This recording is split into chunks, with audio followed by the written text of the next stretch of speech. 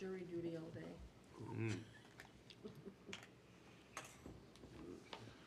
Could have been better Monday. You could have told me about the snacks at the beginning of the meeting instead of at the end. Okay, everybody, Well, they were it's there. 6:30. We're gonna call the Capital Improvement Committee meeting to order. Scott, could you please call the roll? Yes, in attendance, we have Marcia Hayward, Dave Olet, Jane LaRoche, Carolyn Muller. I haven't met Gary you. Dion? Gary Dion, Mike Little, Eric Hoffman, Rich McNeil, Rob Mora, Tyler Carmichael, and myself, Scott Belchat. I'll be taking minutes. My apologies, sir. And then, so staff attendance is Tyler Carmichael and Rob Mora, and recording secretary is Scott Belchat. Did everybody get a chance to review the minutes? Any changes? No, I did review the minutes, but I'll approve them as they are presented. The meeting minutes are approved as presented then.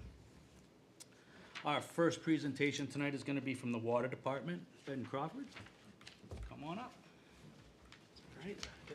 So Ben Crawford, Superintendent of Laconia Water Department. So I don't have a formal presentation, PowerPoint or anything, so just as you may or may not know, the Water Department, we are an enterprise fund, so what we bring in for water revenue from our water rates, that's how we fund everything that you see on the CIP. Unless there's something that we're asking for, a bond or a loan, and on this CIP, there is nothing at this point. I'll just go through it line by line. If anybody has any questions, feel free to stop me as we go, or we can ask at the end. I'm just gonna kind of give a brief summary of each one, and then we'll go from there. Thank you. And you guys have it, it all starts as, number one is Weirs Boulevard. Is that your first waterworks Yes, it is. item? Yes. Yep. Okay, all right.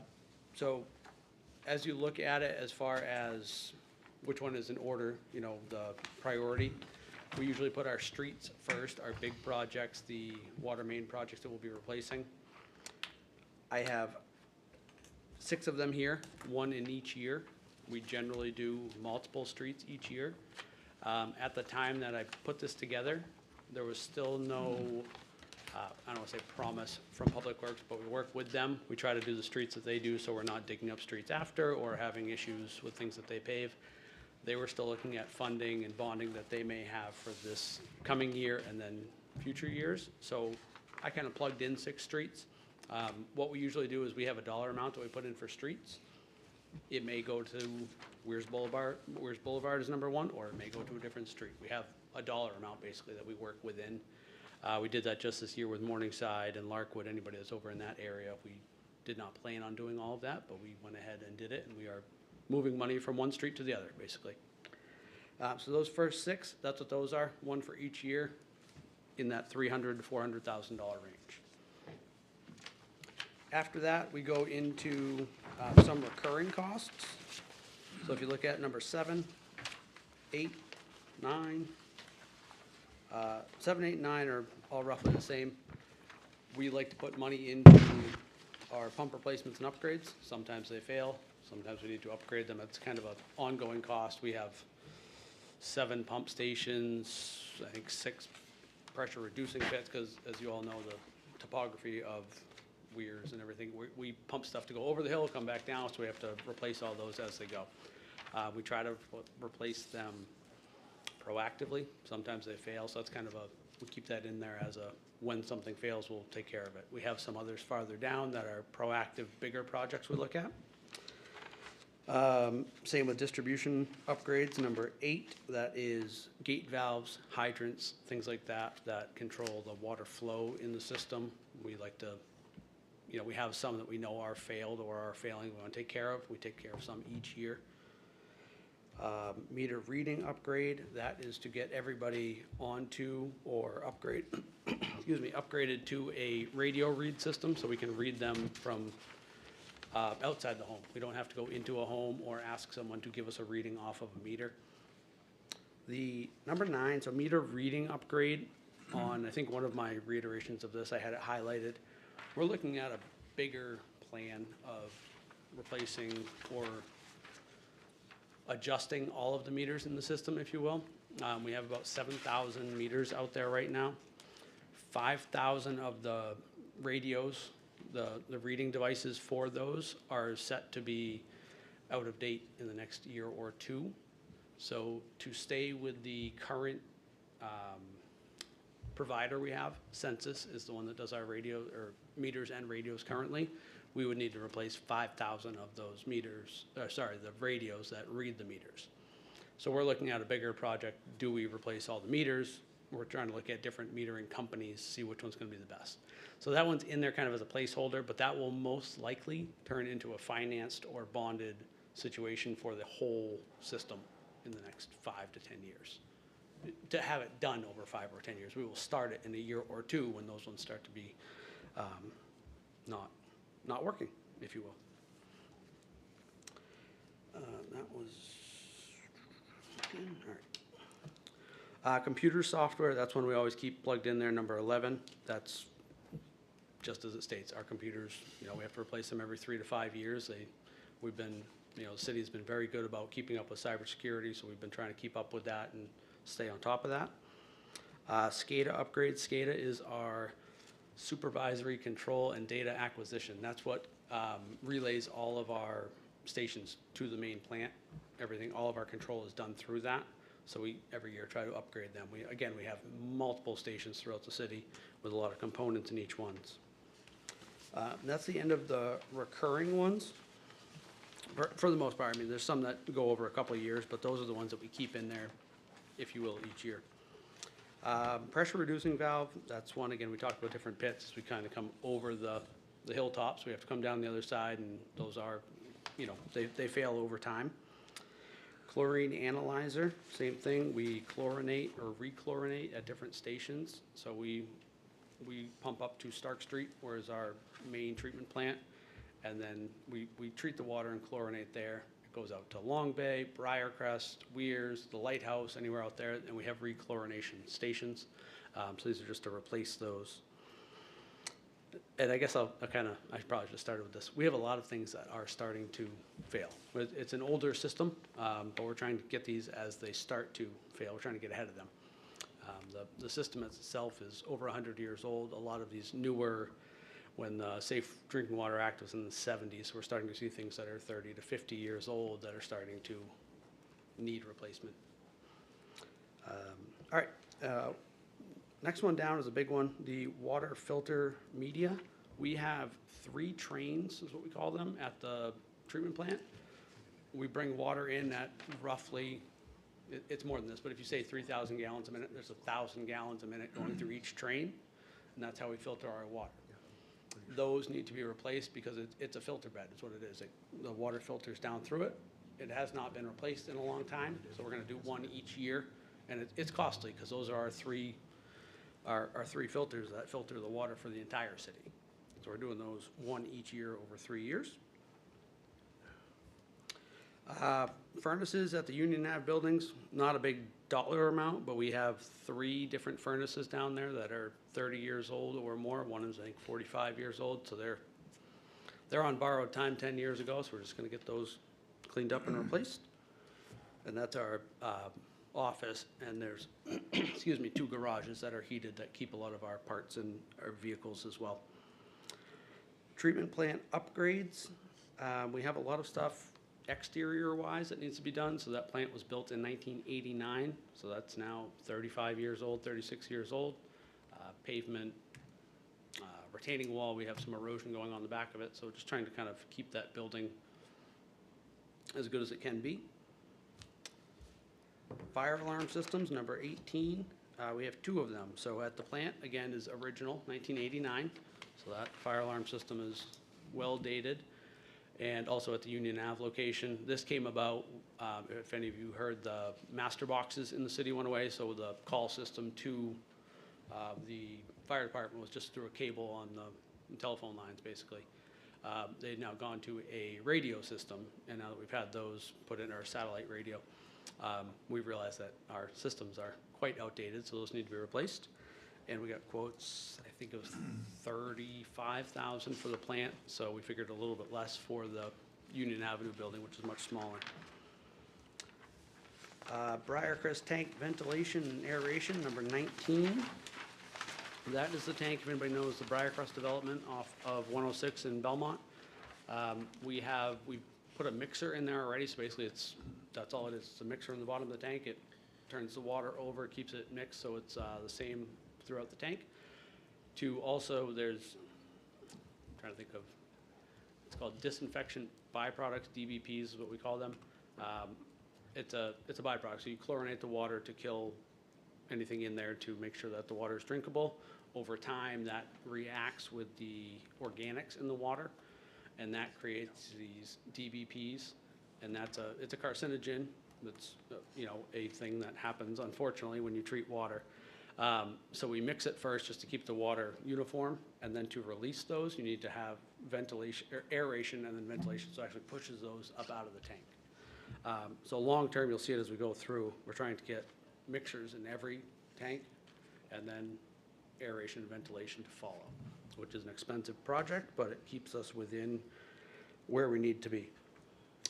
Briarcrest Hut, that is up at the tank as well. That's where we chlorinate at the tank. It's an old, small building. It's maybe as big as this podium that has all the equipment in it. We're just trying to replace it. Again, not a big dollar amount.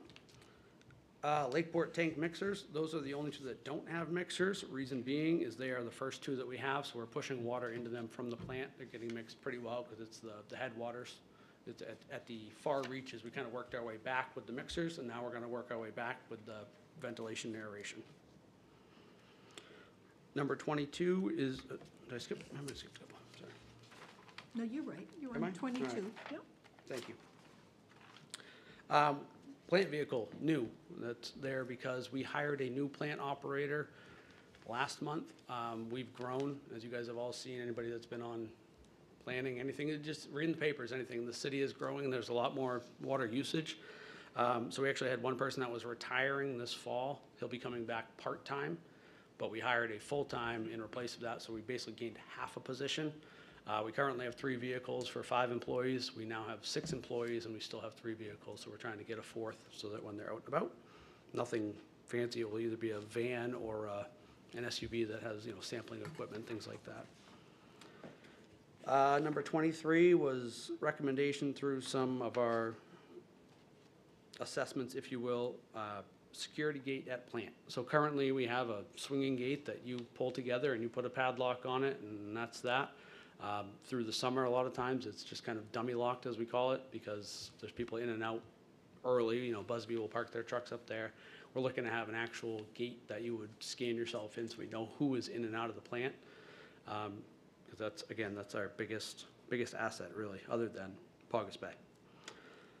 Dump truck number 15, that is a 2005 dump truck. Overall, our vehicles have low mileage and low hours on them because we don't go far. We're in Laconia. We're looking to go to a 10-wheel dump truck. We have 6-wheel dump trucks. If you see, Busby, Ambrose, any of these guys driving around, they have much larger trucks. They can fit about 3 or 4 times what we can in one of our trucks. We've actually been renting one of theirs this year especially. Excuse me, sorry about that. So we're looking to upgrade that 20-year-old truck and get a larger one. Not sure if we will try to sell the other one, keep it on hand because we also have smaller streets too. If we end up in Janes Ave or something up in the Weirs, we don't want to have a giant truck down there. We want to have our smaller ones available.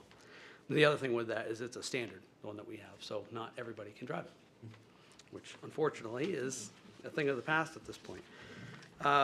Number 25, excavator. That's a 2008. Again, low hours, but coming up on 20 years by the time we replace it. We want to have that available. We have a rubber tired excavator so we can drive it. We don't have to put it on trailers. And number 26, service truck with plow.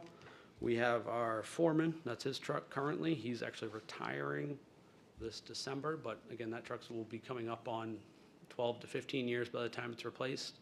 And it's also one of the 3 4-wheel drive vehicles we have to plow our stations and our grounds. We don't plow any city streets, but we do have a number of stations and grounds that we plow. The next 2 lighthouse tanks, so anybody that knows that, that's up in Aqua Soleil. That's the one that is painted to look like a lighthouse. We have some responsibility of that. They have some as well. We are more or less the functionality of it. The painting will probably end up sharing a cost with them, so that's a portion of that we have in there. But then the interior, the rehab, that's the functionality of the water tank that we need to take care of, which is the larger cost. Number 29 is a 1-ton dump truck, so it's an F-350, a large truck with a dump body on it, but not a full-size CDL dump truck. We use that to haul around our miscellaneous parts, valves, hydrants, things like that. That is a 2008, I believe. It's on there.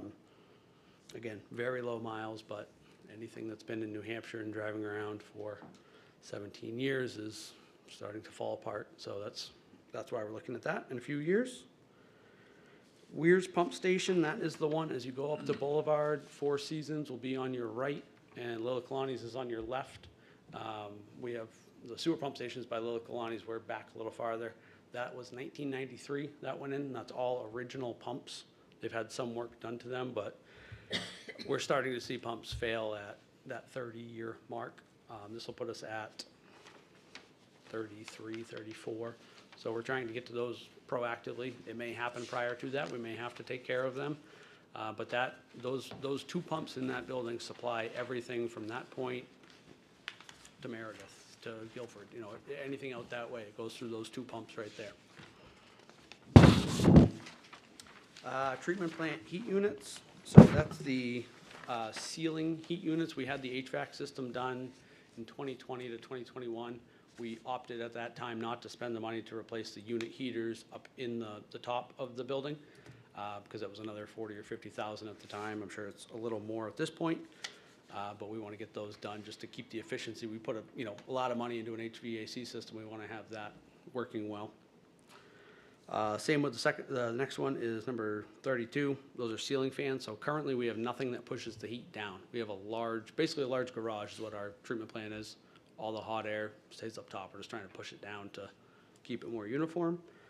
And then backwash pump replacements. So backwash is when we are basically blowing water and air back through the filters to clean everything they've filtered out. We push it back through. One of them has been replaced. One of them is original, again, to the plant in 1989. So big picture, we're looking at a lot of things that are in that 30-ish year time frame. Pumps are failing, have failed, will be failing. It's unfortunately the nature of the beast. We currently have, just to give you a little idea of what we're working on, we have 2 pumps at the Union Ave building in our raw pump station, we call it. And that's it. That's what supplies all the water to the treatment plant, which goes to the tanks to the city. In February, one of them failed. It will be coming in next Monday. So we've been, 8 months now with one pump feeding the entire system of Laconia. And it's been, that's every day I wake up and that's the face I make. It's tough. So we're trying to keep ahead of some of these things and be more proactive of them. Given this is the biggest one, obviously that's right at the headworks. If that one pump failed, then we're calling the fire department asking if we can borrow a pumper truck, but that's really our only option at that point. So we're trying to keep ahead of some of these things, and we do our best to keep within where we're at. Any questions, anything? Sorry, I feel like I've just been talking. I've been in this room a few times this week, so I've been kind of, You need another vehicle because you have more employees. Have you ever looked at leasing rather than purchasing? We have not, because through the state bid system, we get a good deal when you purchase. If you lease, you have to go out more private, if you will. I mean, you still have to go through a dealership, but it wouldn't be the state bid system. Okay, I understand that. Sure. I have a question. Yeah. You have 2 items, number 10 and number 18, which you listed as being urgent. Why are they not up higher on your list? So that's more on me, that I didn't, like I said, I did not prioritize necessarily which one's where. Okay. So, like I said, the first 6, they may not be 1 through 6, because number 6 is actually pushed out 6 years. It's not Okay. urgent. And I would be happy to reprioritize them for this committee. It's just that we've always kind of worked within, this is what I was handed, 8 years ago or so, that this is what we work within. Because we work within our own funds, we're not necessarily asking for specific funding from the city or the CIP program. Okay. So we just, if one needs to move up, we work within our own Okay. funding to do it. I'd be more than happy to, if you guys want to have them more prioritized, I could do that too. I didn't realize it wasn't prioritized. I'm new at this, so. No, that's all right, that's all right. So we do still rank them, but it doesn't go to the outlay as part of the budget process. Okay. Thank you. Ben, I have a question. So you're looking at the new trucks, the big trucks that you're looking at, are those diesel? The 10-wheeler would be, the small dump truck, the 1-ton would probably be gasoline. Have you looked into this, because the state has a grant for replacing diesel vehicles, but I don't know that you would meet the hours requirements. There's some requirements there, but it may be Yeah. something worth investigating. Yeah, anything that's not on the DEF fluid, the older ones, they have a grant form. It's a disposal, basically. Yeah. And you have to, we looked at that with the excavator, I think, a couple of years ago, and we said, well, if we could get a grant for it, and they said, you need to bring us this with a hole drilled through the engine block that you can't use it anymore. Oh, I don't, okay, maybe. Because of the hours we had. It was basically saying, this is now decrepit, done, you can't use it, whereas we would maybe keep that one on hand Yeah, and have the other, rather than just dispose of it. I mean, if you're gonna throw away a vehicle, yeah. kinda offsets the grant. So we did look at that. course, As we get farther along, it may be worth it, though. Fantastic, yep. Yep, Thank you. yes. All the sum totals at the end, are those all in today's dollars? There's no inflation built in? There is not built in. So as I look at it, we're going through kind of what we're looking at, what we've paid for water main replacements in the past. Even with the truck, I threw, I think, 150,000. Whatever I put at the 10-wheeler, Wes Anderson, the Public Works Director, looked at me and said, that's not gonna work in 3 years. Okay, and, we'll get to that when we get there, because that's not we're not gonna purchase that this March, that's a few years out. Yep. Any other questions? I have one. Scott? On your furnaces at the main place. Yes. Can that be changed to a different style that may be more efficient, or are you relying on those furnaces to remain static? Nope, good question. So right now, we have 6 heating units on that property. 2 of them are natural gas at this point, because we do have a natural gas line that runs through the property. We also have 4 that are oil-based. And 3 of them are ones that we're looking to replace, and they would go to natural gas, because there is natural gas from the street to that building. One building, the one right in front of the waterworks, anyone's familiar with it, the large house right in front has been unoccupied for a few years. We're not looking to replace that furnace. We're still trying to figure out what to do with that house, but that's not one of the 3 proposed. The building's empty? So the 3 proposed, if you look at the building from the street, we have our office. That's already on a natural gas boiler. As you go to the left, there's a building right, backs up against Irwin's. We keep a couple vehicles in there for the winter. Garage, yeah. That's a 42-year-old furnace. That's all it does. It keeps it at 45 degrees. It doesn't do a lot. But that would then go to natural gas. We have one on the water. That's where we keep a lot of our brass fittings, copper, things like that, and also vehicles. That would go to natural gas. The one right in front is unoccupied. The wood frame structure. Correct. And then there's one to the right of our building, a little farther down. That's occupied by one of our treatment plant staff. So years ago, the 2 houses were occupied by treatment plant staff. They were on call. With all the technology these days, it's through SCADA, it's through phones. We have one person that's still in that one house that's occupied, and he's on call 26 weeks out of the year. So that's part of his contract, he has that. The other one is unoccupied because the person prior did not fulfill that, so we moved on from that. We just have not figured out what to do with it, because frankly, I don't want to be a landlord, and nor does the Board of Commissioners, but we also don't want to see the structure sitting there, especially with the housing that we have. We're trying to figure out what the best way to approach that is. Okay. Thank you so much, All right, Ben. thank you, Really guys. appreciate it. You have Yeah. a wonderful evening. You too. Thank you. The next presentation was supposed to be the police department, but I don't see anybody here yet. The police department is unable to make it this evening. They have Oh, been, okay. they have asked if they can move it to the October 23rd meeting. That be put on the record. Anybody have any objections to that? Sorry, chief, there's nothing for you. That just leaves DPW. Mr. That's Garrett? not Wes Anderson. Thank you so evening. much. I have stack of paper here.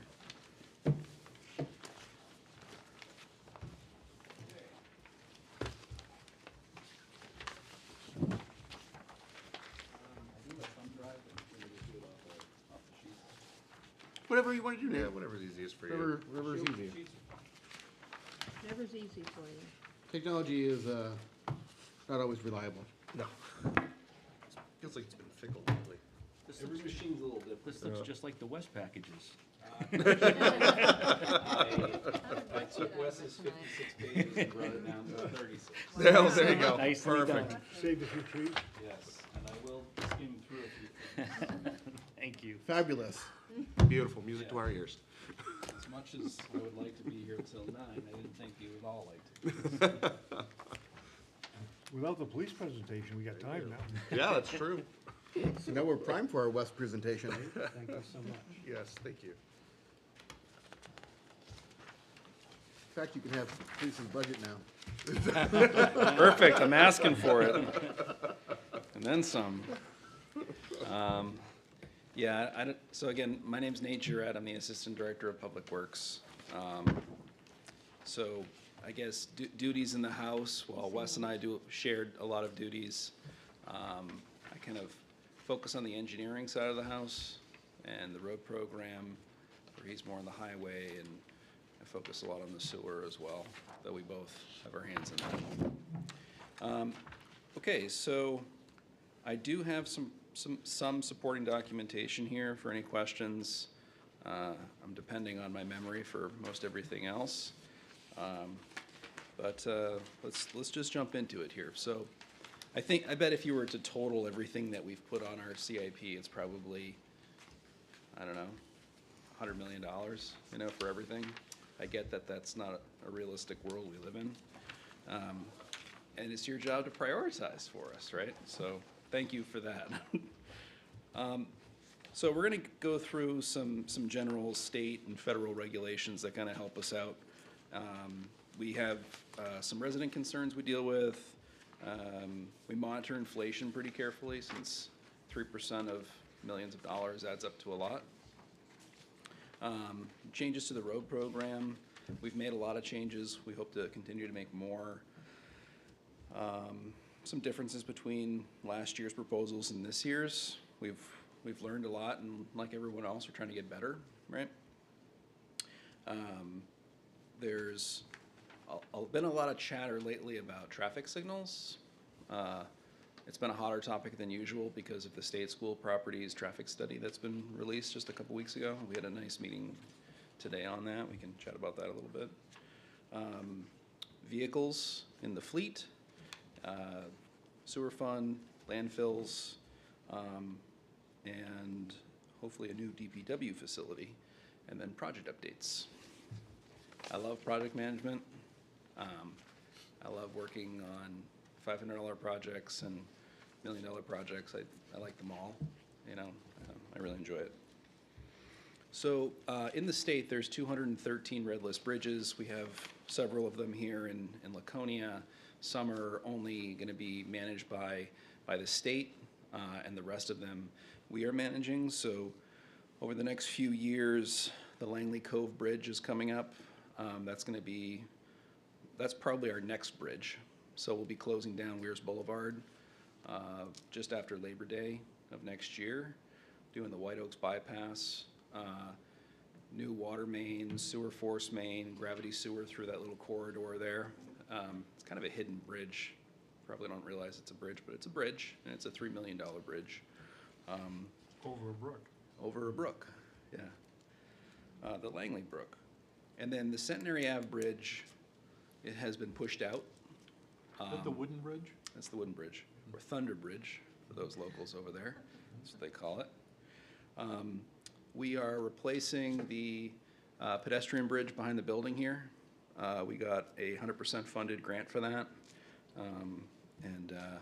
So it'll end up being a 10-foot wide pathway, which handles bikers in either direction much more comfortably. And then the Hilliard Road culvert will be a bridge. So This year's DOT program, they re-up the 10-year plan every 2 years. And this year, after the first rendition, they were advised from council to cut $400 million out of that 10-year budget. My understanding is the first crack that they've made at that is to remove the widening of 93 between like Bow and Concord, that anyone who's traveling during rush hour through there understands what I'm talking about. They're still going through the planning, but that's a quick way to remove $350 million. So they've done that, and what that means for us is they're trying to get more quantity of projects done in numbers of projects versus value. So our projects like the TAP project and these bridges and things like that, as of now, feel pretty safe. So some of the other city projects that we've got is the Elm Street TAP project, which is, right now you see the NBRC grant project on the Elm Street Bridge, where we're continuing a multi-use pathway, trying to connect it to the WOW Trail, eventually getting it around the whole of Peachy Lake, but in phases. So this phase goes from Franklin Street to just past the school at Hickory Stick. So the west-hand side of Elm Street will have a 10-foot pathway, and the right-hand side will just have the 5-foot sidewalk. But we're changing alignment, drainage, road reconstruction, things like that. So last time we received what I call money to play with in the road program was a small bond of just over $2 million. I've given several presentations to the Public Works Subcommittee and one or two to City Council on roads. Road assessment, road budget, efficient ways to spend it, and having some data to kind of go along with that conversation. So we do an annual or biannual road inspection program where they basically have a camera, scans the roads. We do half every year, and it gives us a qualitative rating of the roads. That's helpful for us because it kind of better allows us to plan better, okay? Sitting at a desk rather than having to go and actually put eyes on every single crack and, shoot grade on everything. Broad brush is what it's for. But it also helps in budgeting. Right now, the study is saying we're over $30 million in backlog in paving work, and not saying we're not asking for that, but what that means though is that without an appropriate annual budget for the road program, outside of the bond, I mean, just like in every year, go out and pave, it's getting, the deficit is getting larger and larger, okay? So the way the software helps you is you shoot for a score of like an 80, and that's your most economical number, and we're at like a 71, and if you are maintaining an 80, you're most economical with your funds, is kind of how that is. So what we learned was in order to reach something like an 80 over 5 years, we need $2.8 million a year in the annual road program. How much? Could you repeat that? 2.8 million. Right now, it's 1 million. A couple years ago, it was 1.5 million, but this year it's 1 million. So we actually have an amazing price on paving. I'm sure it's going to go up next time the contract goes out to bid, but to give you guys an example, we pay $95 a ton on mix. The low bid on the Elm Street project is $200 a ton for machine, $300 a ton for handwork. When you're talking about trying to do thousands of tons, it's a big difference. So I'm explaining that because we're doing as much as we can with the dollars we have, and it's still not enough. So what ends up happening is we keep a nest egg for the winter, like we did this year, roll into spring, and things don't always winter well. So like Hilliard Road was a good example of this here. I know I'm getting off topic here, but it's worth the conversation. Hilliard Road was the example. There was a good 450-yard long section that had been failing, and it was at failure. And so you can go in there and you can, shim coat asphalt on there for $100,000, and it'll fail in 3 or 4 years. I know a lot of communities do that because they have the limited funds, but if it's wasteful, it's not good use of funds, I don't think. So we focused on that project and basically made it a brand new road. So that you're ended up paying a very small percentage for the area you ended up repairing, but you get to spread it out, and now you get 20 years before you need to do anything to the road. And the way we do that is a reclaim, where you grind up the top foot of the road, makes a good, nice base. It's really hard, really stable. While you're in there, you camera drainage. Okay, most of the drainage is good. I think on Hilliard we did 450 feet of drainage that we needed to replace. That's the time to do it, when the road's dug up. We've done a similar thing on Morningside right now. Between Ben and us, Morningside is going to be fantastic in about a month here. 1,400 feet of drainage is getting replaced. We cameraed all the drain lines. We even cameraed all the sewer lateral lines, because we noticed that there were a few old cast iron services. So we are replacing 4 of the sewer laterals under the road so that they don't need to be dug up in 5 or 10 years. Okay? So that's how we're trying to be responsible with those funds. But in order to be responsible, we're kind of targeting these larger projects, which is not what the annual road program is intended for. The annual road program, that 2.8 million, is intended for maintenance, overlays, shims and overlays, crack sealing. We didn't do any crack sealing this year. We're not going to do any next year. That's above and beyond these bond requests. So we'll come to it, but since I'm talking about it, we're looking at $13 million bond for 3 years, 22 for 5, 47 for 10, on top of the $2.8 million a year. Those numbers are escalated with 3% inflation every year, okay? All right, we'll get back to the presentation now. As you're looking through this, we were talking about the bond, that's what came up, and this is what we were able to do with that bond. We were able to reclaim a good portion, 3,000 feet of Old North Main Street. We did borings in the road. It was a very low elevation road. Groundwater was very high. We put fabric throughout it. And then we did geogrid on about half of it, new cross pipes. It's a really fast road now. Appleton Street got a full box out and drainage, and the Church Street Bridge, which bridge work is crazy money. Very small quantities, but very, very labor intensive. So like, something you drive over every day on the Church Street Bridge is the expansion joint. You don't even think about it. All you see is this little bit. But underneath it, it's 6 feet wide and 6 feet tall and, tons and tons and tons of steel. I mean, that was $400,000, just for that joint. And it took them a month, So bridge work is just super expensive, which is where the preventative side of things is so critical. So State School has been fascinating for us all. We've had a lot of fun working with them. They've been a really good team to work with on all fronts. I think I can speak for these guys. We've been having a good time.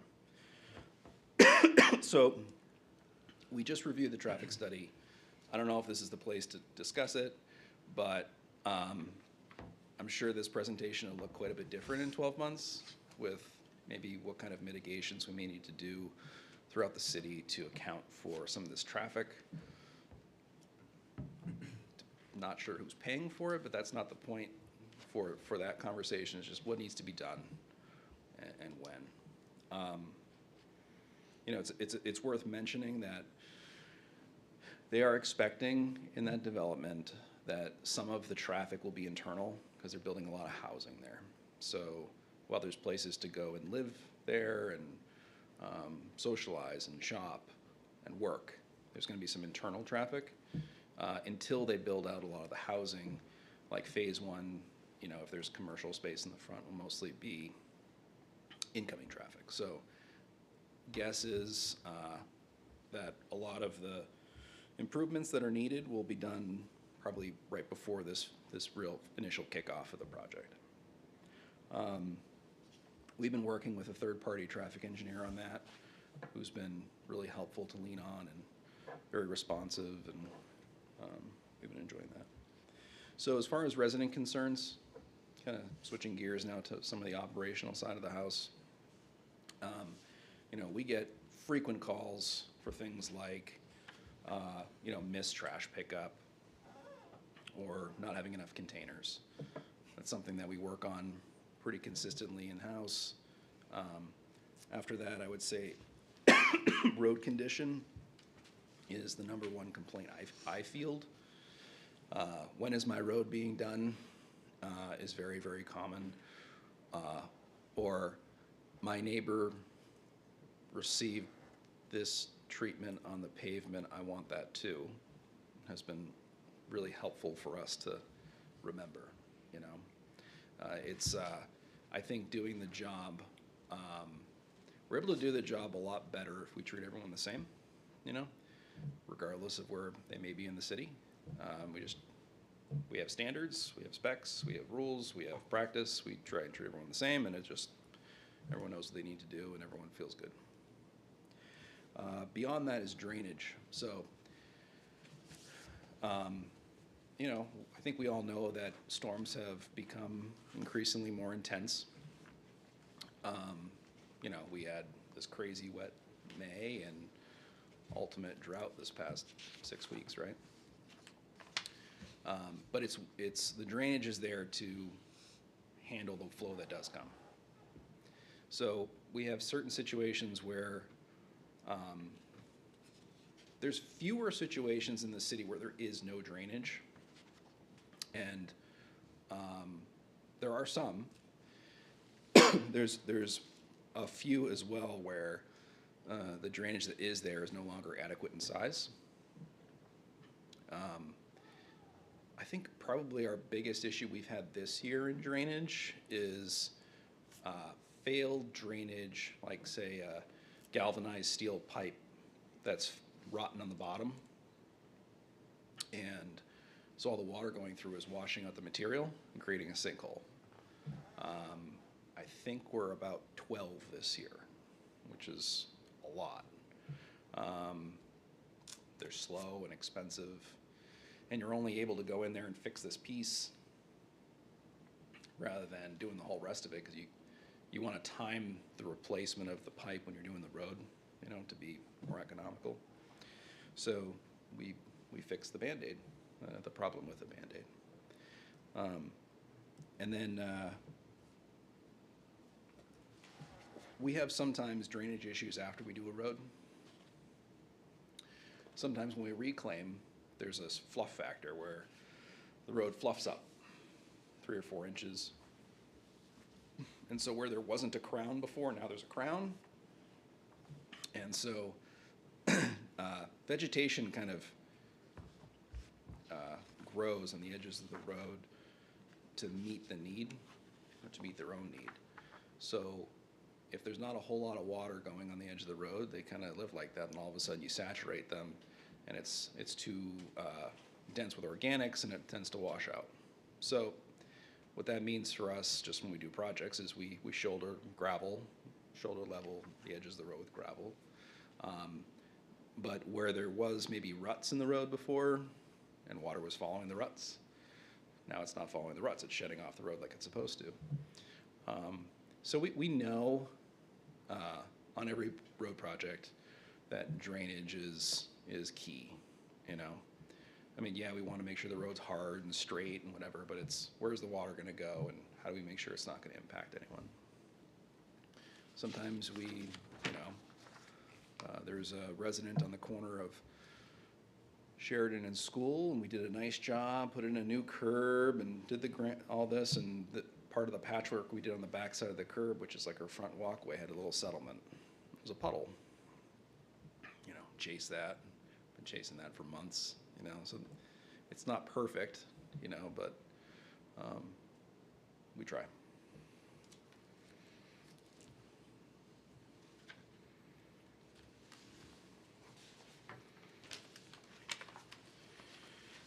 Just some examples of some drainage that's been done over the years. You know, we've done culverts on the boulevard.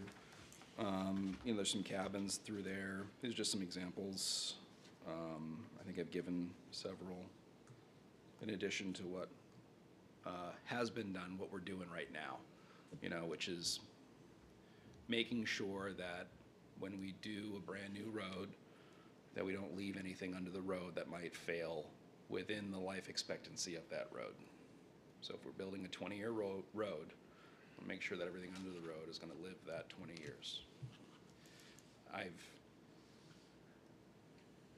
I've had to dig one thing up in a new road, and it is a terrible feeling. And in fairness, though, I had just started here, so I didn't know that something hadn't been done, but we got to it, right? It's not a good feeling for anyone to break our own moratorium rules, you know, it's great. Okay, so we're looking now back at the road program budget here. So actually, back in 1994, when Paul Busby first started in the city, his annual road program budget was $1.4 million, which I think with inflation is like, yeah, it's almost $3 million. So back in the early 90s, they were getting a lot of pavement done, a lot. And then it fizzled to hardly anything around 2000, and it took a long time to come back. And really, we just haven't rebounded, and we won't, you know.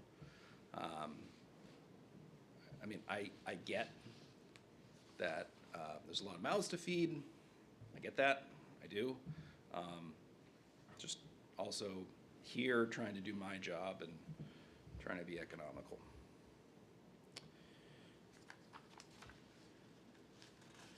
Can I ask a quick question? On Yeah. 2023 and 2024, you have an asterisk, Yes.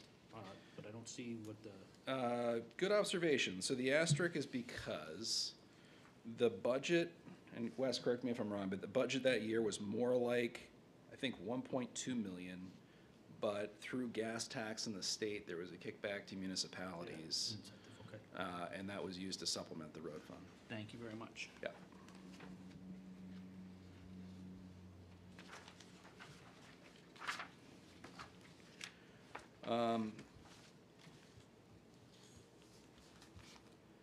So, years and years ago, bridges used to just, you know, they'd put them in and they'd go until they failed. There's a pretty good maintenance system now for a 100-year bridge program. And basically, there used to be like 25-year intervals, and then they switched it to 40, and now they're at 20, and it makes sense. 20 is where we've landed, which is why we're doing the work on the Elm Street Bridge right now while we're doing the sidewalk, because it was due in 2 years, and I don't think anyone would have appreciated us closing the bridge down twice inside of 2 years. Wouldn't have felt that great. And then they've already mobilized there, and they're there. So at the 20-year mark, you strip the pavement off, you strip the membrane off. So the membrane is like a 1/4-inch thick sheet of like molten rubber that is like melted to the concrete and creates an impermeable barrier between the concrete and the road surface. And it wraps up the sides so that water and salt can't attack the concrete deck, because that's the expensive part.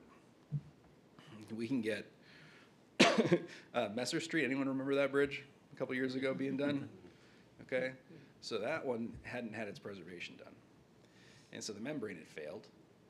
And so there was $750,000 and 3 months of work to do, 4 months of work to do to get that back. So there's A preservation is when you're just kind of taking off the membrane, checking it for any deficiencies. A restoration is when you are jackhammering out all the loose stuff and replacing it. And so you do the preservation so you don't have to do the restoration. Okay. It's way cheaper, it's way faster.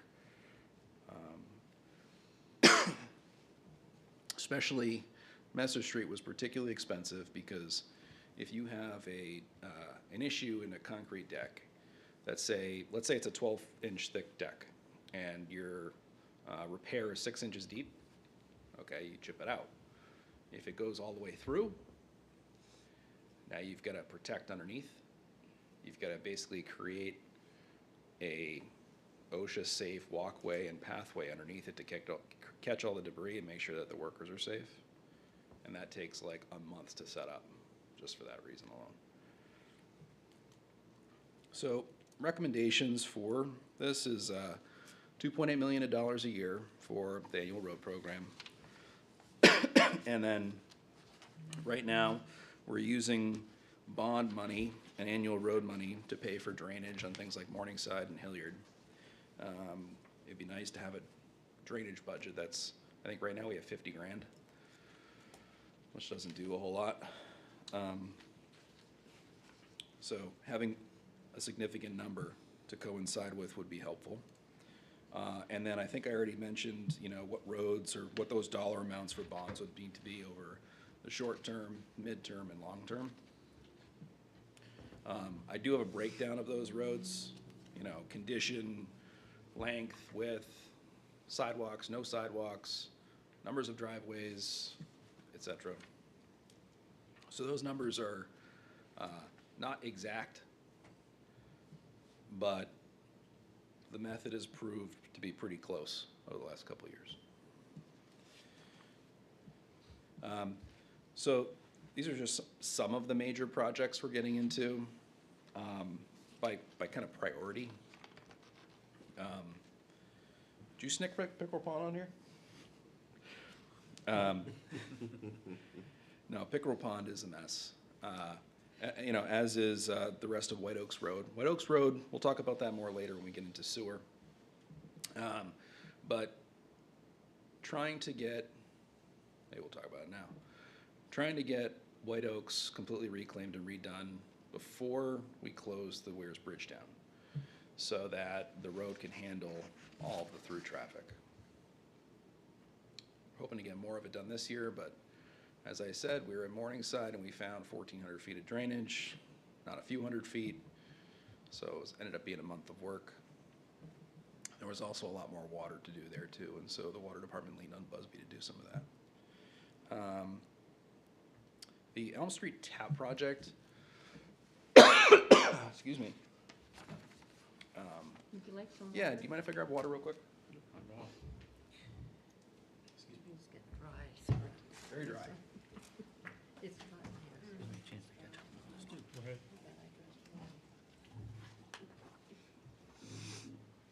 could take this off. Thanks. So the Elm Street Tap Project, there's two parts of the project. One is the participating half, which is the half that the state is helping pay for 80/20, and then there's the non-participating half. Now, when the sewer department in 21 did the sewer project there, they thought the tap project was coming sooner because it got kicked out. So they thought it was happening sooner, and so they pushed off some things. Instead of doing them as part of that project, they were going to do them as part of the tap project. So there's about $2 million, 2+ in non-participating cost on Elm Street, which is like a full box out, a bunch new drainage, etc. So that'll happen at the same time that they carry the new multi-use pathway past the school.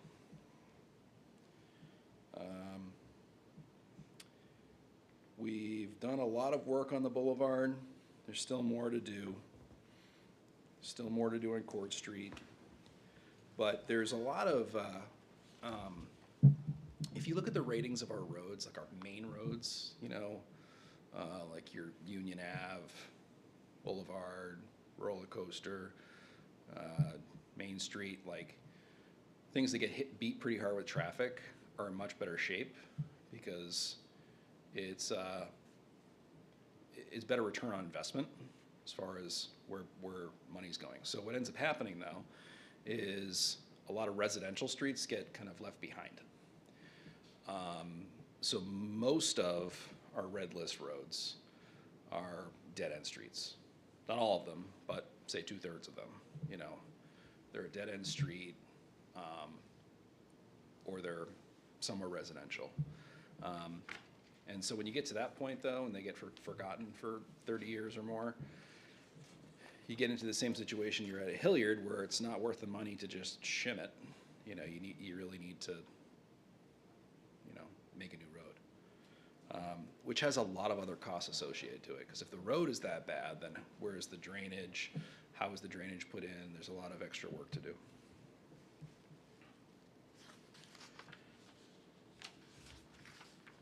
I mention that because, for example, in the 13.4 million over the next 3 years, you know, something like New Salem is on there, but there's 8 small red list roads in downtown. Pogus Park Road is on there. 3 small red list roads in Lakeport. 3 small red list roads in downtown North. So like Dartmouth, Mitchell, Primrose, North, Bridge 4, Railroad, Brigham, Fair, Howard. Okay, things like that.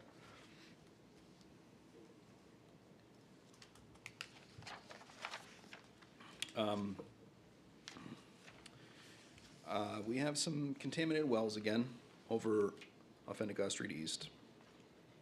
We ran a lot of water over there last year? 2 years ago now? 2 years ago now, down Summit. And this next one is way down on the east side, close to the Guilford border. 6 units, about 900 grand to extend the water to them. It's 1,4-dioxane is the contaminant, and we're on the hook to give them safe drinking water, so we've been providing bottled water. We have a good design and plan in-house with DOT to directionally drill a new extension of the water main. I've also reached out to a legal firm who helps design mitigation. It's a interesting little molecule that is very stubborn to break down and filter out. Basically, you need to do it with a combination of ozone gas and UV sterilization, and you're building this little like wastewater treatment plant in someone's basement, you know, and who's testing it? How do you know it's actually working correctly? It's not great. So we've got that on the book. Nate, yeah. question there. So down in that area, is the plan just, is wells fail in that area just to provide them with water, one by one? Yes, but we're also planning Okay. for it. I'm only thinking Lakes Region Water Yes. has got, what, 80-something customers or whatever in there? So- Yep. Okay. So if in the event theirs has a hit, and we need to provide Lakes Region Water, drinking water, when we ran the water down, and this is one of those times we feel smart, when we reclaimed Summit Ave, at the same time, we needed to extend the water a little bit to provide water to 3 of the homes on Summit. We stubbed out services for every other home on the road, and we made the turn up Wentworth Cove and stopped about 10 feet short of Lakes Region Water's main. So, and we put a hydrant down there, whatever. There was extra cost to us, obviously, to do all that extra work, but felt like it was a good idea. So if it does happen, we don't need to rip up the road. We rip up a little area, connect it 10 feet, do some paperwork. Ask a question? Yeah. What's Lakes Region Water? I'm sorry. Yeah, they're a water utility company that owns and operates a multitude of small community water systems. So they own and operate the well, and they send a water bill to all their residences that are through there. And I've spoken to a couple of their operators, and this is like their only system on this side of the lake. So they really don't want it anymore, but they've got it, you know. But yeah, they're a utility company, basically. Yeah. We've been hoping for a sidewalk master plan for quite a while now. I can't be the only department that's put in for it, have I? No, yeah. You know, it's one of those things where sidewalk's pretty expensive. The granite, resetting granite, it's all labor, it's very expensive. And when you, I guess I'll use the Elm Street Bridge project as an example. So we have to fix some of the grades so that they don't go into the new walkway. And in order to do that, we need to pave curb to curb. And if we're gonna pave curb to curb, the curbing that we're paving up against should be as in good a shape as everything else. You know, if it's got chips and cracks or if it's sinking, whatever, like, you know, reset it. But we know what the plan is for that little section. So when we have a situation like that come up in the middle of a project, we're able to make a smart decision because we know what it's going to look like. We're not quite that prepared everywhere else. I'll let planning talk about the rest of it. And then, you know, we need to upgrade some more kiosks. We do this pretty much annually. You know, they're electronics out there in the elements. You know, they don't last a whole long time. So, and they pay for themselves. And then, so we have a partnership with Waste Management and the transfer station. I don't know if you've been up through there, but the roads are in pretty rough shape. They have a lot of heavy truck traffic, and, you know, that's kind of our issue here is, depending on where they built roads in the Lakes region, there's something called bank run gravel, which is like a naturally occurring gravel, and it makes a great road base. And so they kind of made assumptions that, oh, everything's this great gravel. Well, now when we try and make it by man-made methods, you test it and you look for it, and, you know, if there's too high of fines, you don't accept it. Well, when they built roads 80 years ago over what they thought were good gravels, I'm sure they looked like it, especially if they were a little damp, but maybe they were high in fines. So then these fines start to wash away over time, and then the roads move, and then they crack, which lets in more water, washes out more fines, and then you get lots of failure. So when you build a road now, you know, you bring in materials that are tested, that you know aren't gonna wash away and things like that. So areas where you have like an older road that's failing, chances are it was built on the materials in place. We see a lot of that. And so Pickerel Pond is a great example, right? And so what you do is you do borings. They drill a 4-inch hole and they take a sample out, they test it, and they tell you what's in there. Ideally, you do them every 100 feet, which is about 500 borings on Pickerel Pond Road. It would take them like 5 weeks of drilling, you know? It's a lot of borings. But, you know, so when you look at some of these and you see engineering and planning expenses, that's a lot of it. So at the transfer station, I went over there, I looked around, 65% of it needed to be reclaimed, so at that point, you just reclaim it, because you can't grade some of it and not the rest, and blend it in right. So that's the price to reclaim, which we do, is it a 50-50 split? Contract says negotiations. Okay. Well, we'll see how that goes, but there'll be some kind of split for the cost of that. Yes, sir. It's been out recently in the council, we looked at the transfer station, you know, trying to set the fees so that at least for a material disposal wise, it's kind of budget neutral. Has anybody looked at what the fees would look like if we tried to make the entire operation budget neutral? We have not had that tasking yet.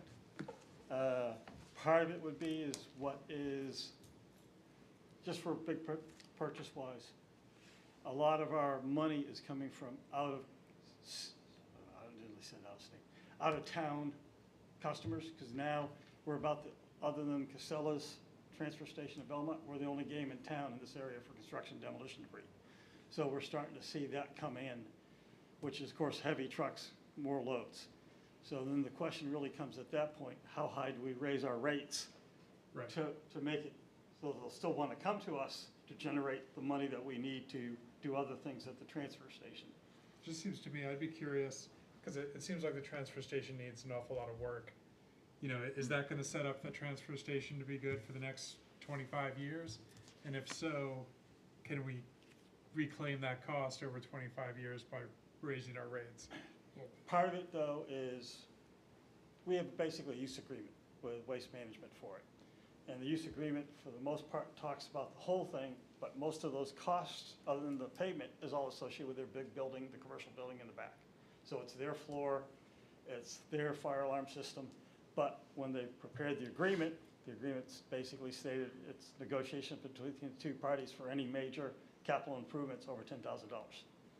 So that's what I'm having to live by underneath the current agreement. So they've identified some issues with their facilities. We're getting some severe rutting, so now it's the point where we've got to start talking with them on the negotiation side and start talking with the council saying, how much do you want to raise rates to cover what? Right. Because right now, the rates are, the rate that we're partly getting in for the construction demolition debris is actually covering the cost of curbside collection. Not totally, but it's getting about 200 to 250,000 that moves to cover that cost. So it's on the list of things to do, but part of it's gonna be is what does the new council after the election, is it change, want to do in regards to that?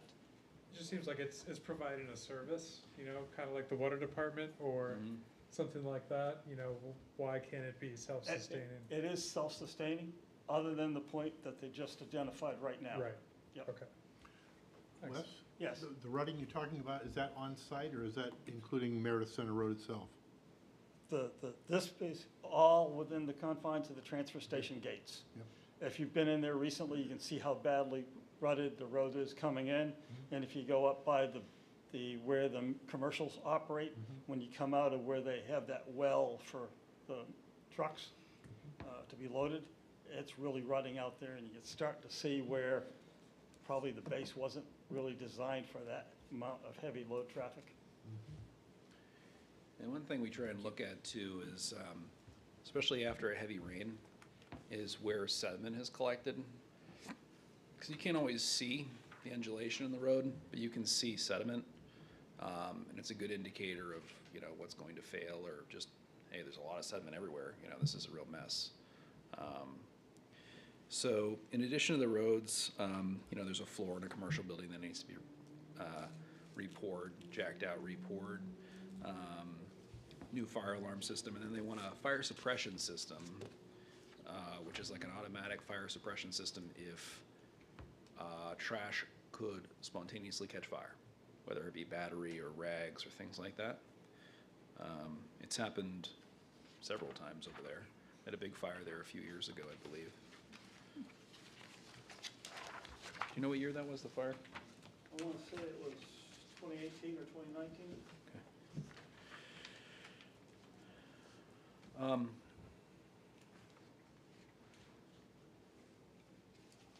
So ADA accessibility, I don't love this slide, but ADA accessibility, we're in the midst of finalizing our ADA transition plan, although I've been saying that for a couple years now. I think I'll get to it this winter. But we know what the rules are, and we do in fact implement them when we should on an active project. So that's a key takeaway there. But, you know, we don't have a budget line item for it either, you know. So we already talked about drainage. One thing we're trying to do is add a rapid flashing beacon or an RRFB. You know, it'd be nice to do one annually. They've gone up a lot in cost. Again, trying to be strategic. Who's familiar with the intersection at South Main and Province Street? Next to the park there? So we have a new concept for a new layout for that. That Y intersection? Yeah, funky intersection. So if you're coming from Province and you want to take a right to go north, there's that huge veer. the corner, the little triangular lot there, is owned by Irving Oil. So I've already reached out and spoke to their legal team, just to see if this is feasible. But taking about 1,300 square feet of that property, so that instead of veering right, you come to a T intersection, and you can drive straight across, not have to jog around it. Because what's happening is that people are coming east, they're kind of nosing out at an angle at the intersection. There's just a lot of really squirrely stuff. Jordan Pike's our traffic engineer who I do a lot of work with, and I explained it to him, and he's like, whoa, I need to come out and take a look at this one. We do a lot on Teams, share screen, Google Map kind of thing, Street View. And he was just like, I can't believe this. I was like, yeah, well, this is it. So, there's been, that would be a great place to put a rapid flashing beacon, is to get folks from the park to the triangle to be able to walk alongside the east side of the road. But I just want to make sure we're putting it in the right place.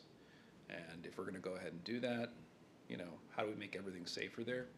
It's actually, I don't think it would be that expensive to do. It's curbing and pavement, and it's not a very large area, I say not very expensive, it's probably a couple $100,000, but would be a great improvement for vehicular traffic, pedestrian traffic, things like that. Yeah, and similar to that, when you resurface a whole road curb to curb, that is what triggers ADA compliance. So at that time is when your cross slopes and your sidewalks need to be correct. Tip downs and detector plates need to be correct. That's all handwork. It's all really expensive to do, even though it's not a very big area, it's very expensive to do. And so right now that's coming out of that. We have $50,000 in sidewalk, and everything else beyond that's coming out of the annual road program. And then bridge maintenance, we, as a minimum, we pressure wash the bridges on the underside, get the salt off, things like that, make sure they're clean for the following year.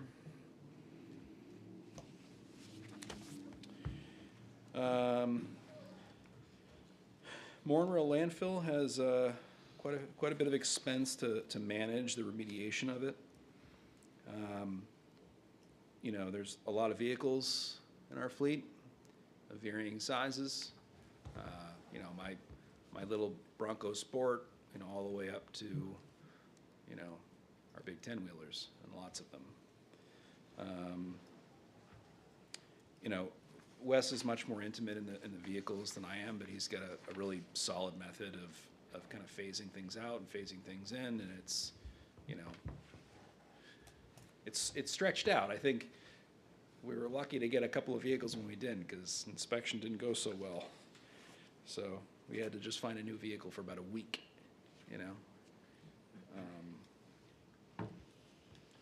And Do you mind backing up to the Morrill, Yeah. Moran Street landfill? What's going on with the remediation project there? Basically, we're still in the study phase for that. We're getting ready to do testing on the wells for the potable water on that side. We've already gone through and determined what the extent of it is.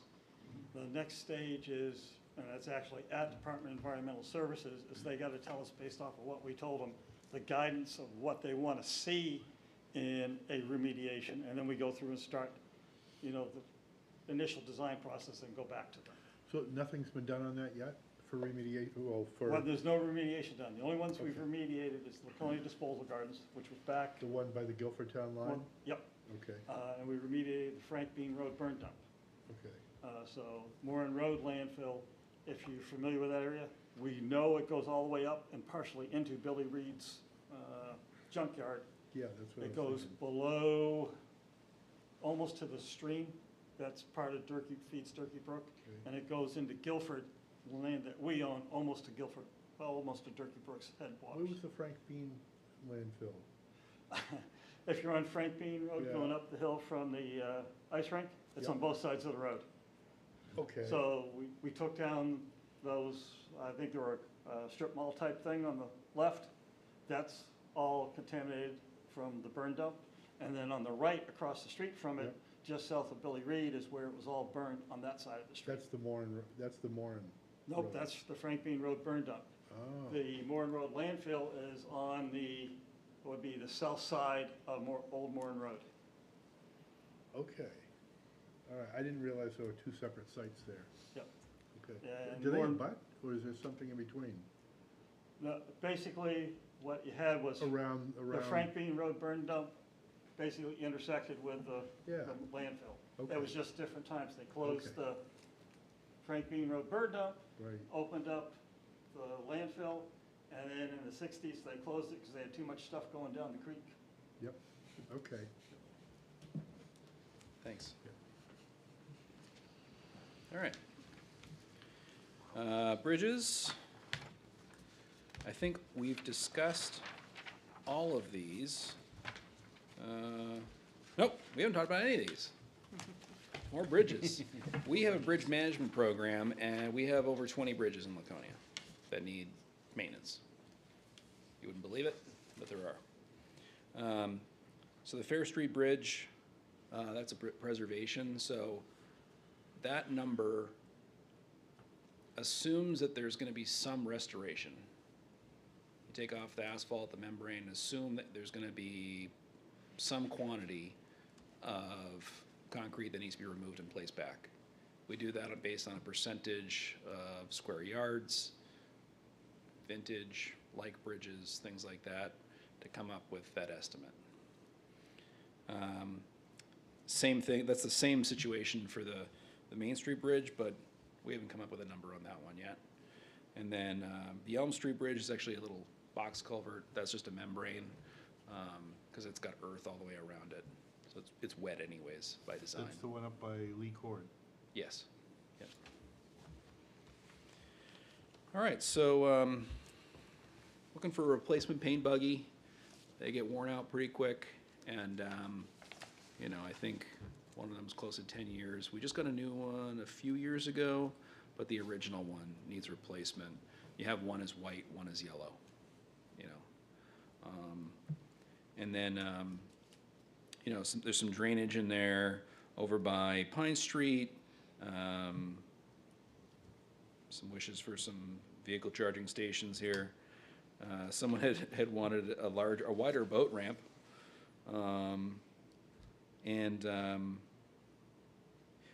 We did submit a TAP grant for extending the pathway from the school all the way to Parade Road, and it was actually scored pretty low.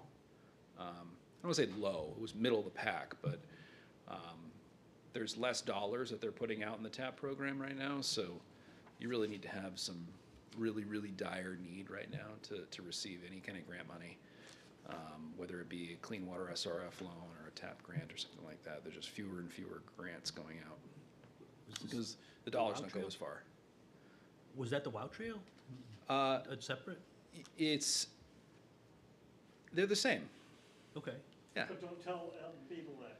Okay, Well Trail is going to Meredith. That- The Peachy Loop is an extension. Enough said. Thank you. Yeah. No, Alan's great. I met with him a couple weeks ago. What's the plan for the electrical vehicle charging stations? Is that just a dream, or do you have a plan in mind? I think there was someone who asked us to make a plan for it. I'm not that intimate with it. We know it's coming. We're getting a lot more electric vehicles here. At some point, somebody's gonna ask, why does the city not have a public electric vehicle charging station? So As we in put free? it in there since it's No. come up. Council hasn't bought into it yet, but I know it's, at some point it's But gonna where happen. would you put it? I mean, what are your thoughts It would be in about the it? City Hall parking lot, probably City Hall itself, someplace, but I know it's coming. I Okay, can tell you that all right. just by the number of, So, Is it really typical for municipalities to build electrical vehicle charging stations?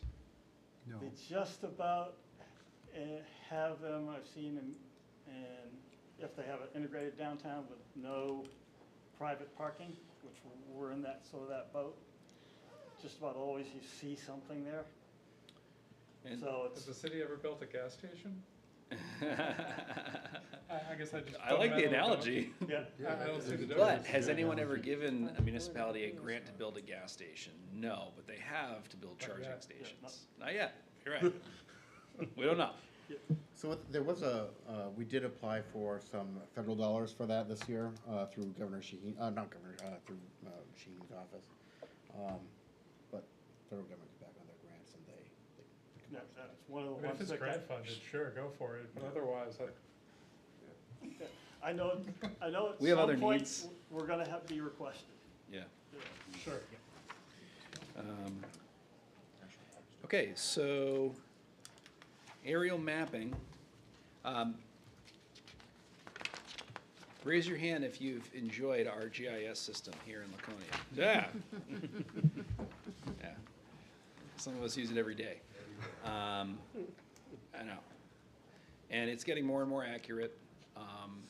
It's as accurate as the data we put in. So we have a GIS technician in our office in the engineering department. His name is Paul. He's fantastic.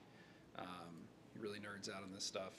And so we updated our map a couple years ago, and you want to do it every 5 years. Things change. Actually, interestingly enough, Summit Ave, I know you don't like my storytelling, but it helps, okay? Summit Ave, right before you get to the bridge going to Governor's Island, if you look straight down the road, there's the right-hand side where the shore is, kind of pinches in, right? Well, they didn't build it like that. But we had no proof that we wanted to fix our road, right? And the state's like, well, no, you can't go out into the lake. It's like, well, we need to go out into the lake to straighten our road. Well, no. Well, we went back and we had aerial photos from the 40s, 60s, and 80s. And you could see over the course of time how once it was perfectly straight, and then it started to wear away. Oh, okay, yeah, I guess your land, the city's land, was once there, and it helps the argument in getting permissions to put it back. I'm not saying we're gonna need that as part of this, but it is nice to see the change of things. It is very important when you're looking at land use projects and people coming in and doing subdivisions, or a homeowner putting their deck in, or anything else that anybody wants to do with their property, to have these accurate images. When you have your most recent image, what is it, 2024. Yeah, but that's not on our GIS right now, that's on our internal. But we use the tax map one. I think it's 2022 right now. We can fix that. Which one you're looking at. I would appreciate that. The We can fix that. high-resolution, low-altitude flight that we Yeah. took, that was 2016. Yeah, Yeah. so that's one that everybody in the public uses, That's which the one you is, can really get into and get the high fidelity. so when everybody's submitting their building permits, they're No. all using those images. 2016. That's So- wrong. The 2024 is high res, and we'll I talk. get that, yeah. Can you fix that? Well, no, but we can fix it. Yeah. That'd make our life a lot You easier. can read the paper. It's great. So the 40K we put here though is a number. We don't know what it's gonna cost. When we just did this, it was, I think it was 12 or 13,000. But it was needed. Okay, so we talked a little bit about ADA program before, and we know what needs to be done. Basically, the ball's in our hands right now to finalize a list of priorities and kick it back to the engineering firm for them to take the rest of the way. So we'll be doing that shortly. If it's not done shortly, I'm sure it'll come up in my November review.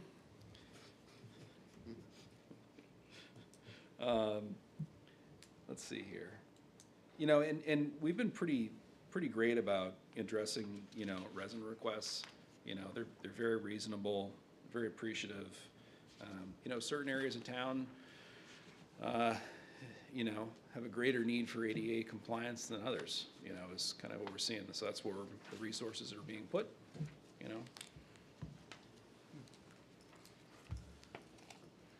There are a few intersections that have a lot of traffic, are not ADA compliant, but would be very, very expensive to make so. I think Oak Street's a good example. Oak in Maine, is a good example. There's a couple on Union Ave that are not, but there's a large project scheduled for 2034 funded by DOT that would correct all of that, and then some.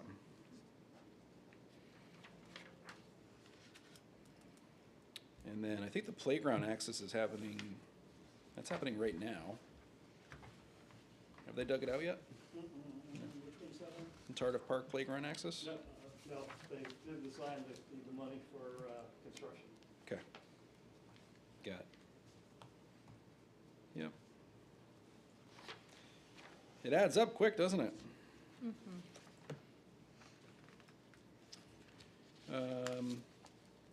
We have, I say we, they, my predecessors had done a lot of intersections. We have some plan for the future. We know what they are. We know what the priorities are. You know, when they come along, we'll address them.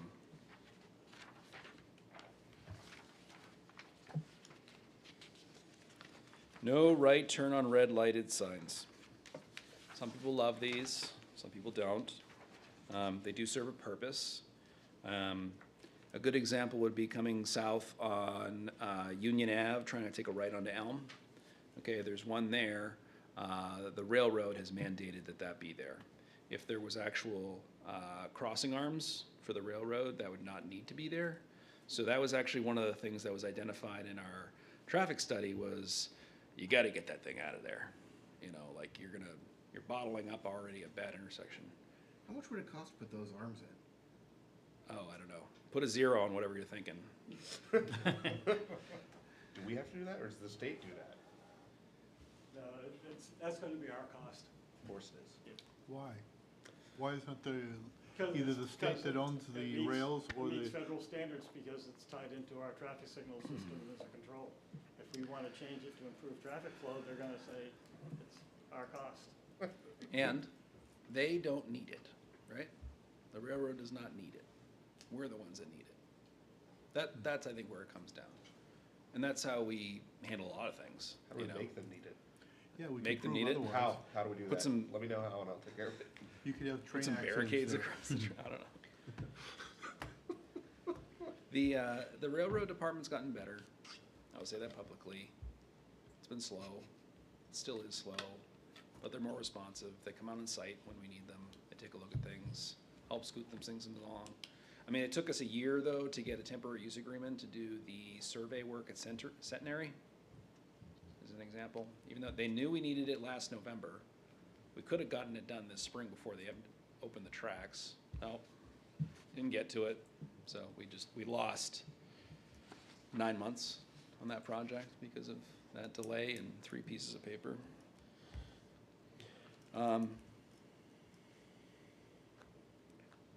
Wes, I'm gonna have you talk about these no right turn on red lights and educate me. Look, can I borrow your slides? You said 12. Yes, I know, I was off by one. Okay. So basically, the first one that we installed was down at Union Court in Maine. That one got so much use because we had so much traffic, pedestrian traffic there. We put that there, then the people at Lakeport requested one for there, so we installed one at that point. So the ones you see there was really all set up for pedestrian traffic at Lakeport, but we had to time it in or sequence it with the railroad. Because our controller is tied into the railroad's controller there. So those are the ones that we've got. Most other states that I've been in and visiting, they're going more and more to right turn on red, they're going more and more to this to control people prevent from taking the right turn when the pedestrians are trying to cross. You're starting to see it in Concord and Manchester right now. So I anticipate we'll get more and more requests, and it probably should be part of our standard design whenever we upgrade a traffic signal. And the only reason I'll say that from that standpoint, since COVID, if you're a person like me driving around watching everything, so the number of people I've seen running red lights has gone up. Number of people seeing running stop signs have gone up, never mind speeding. So anything that helps protect pedestrians when it's their protected time is probably something we should implement. Part of it is where it doesn't make sense, and it's really the specific ones like Union and Messer because of how it's intersected, and the same with Beacon Street East and Church. One of the important things for pedestrian traffic is to have consistent standards for them, because they kind of get trained on these things. So like, you wouldn't want to have, one of the concepts coming up in the traffic study with the state school was to have, what are they calling it? Concurrent.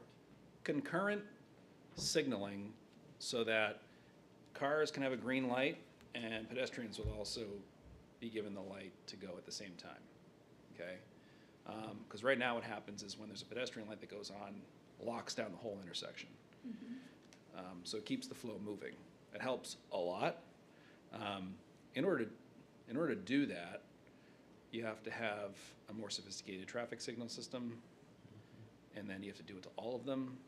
So if you do this to 3 or 4 of them, because you want to standardize them with all the pedestrian traffic throughout the city, you have to do all of them. So I'm sure I'll be tasked with doing some budget estimates in the future on what that might cost us, but it's going to be a lot. There's a lot of them. How does that work with no right on red?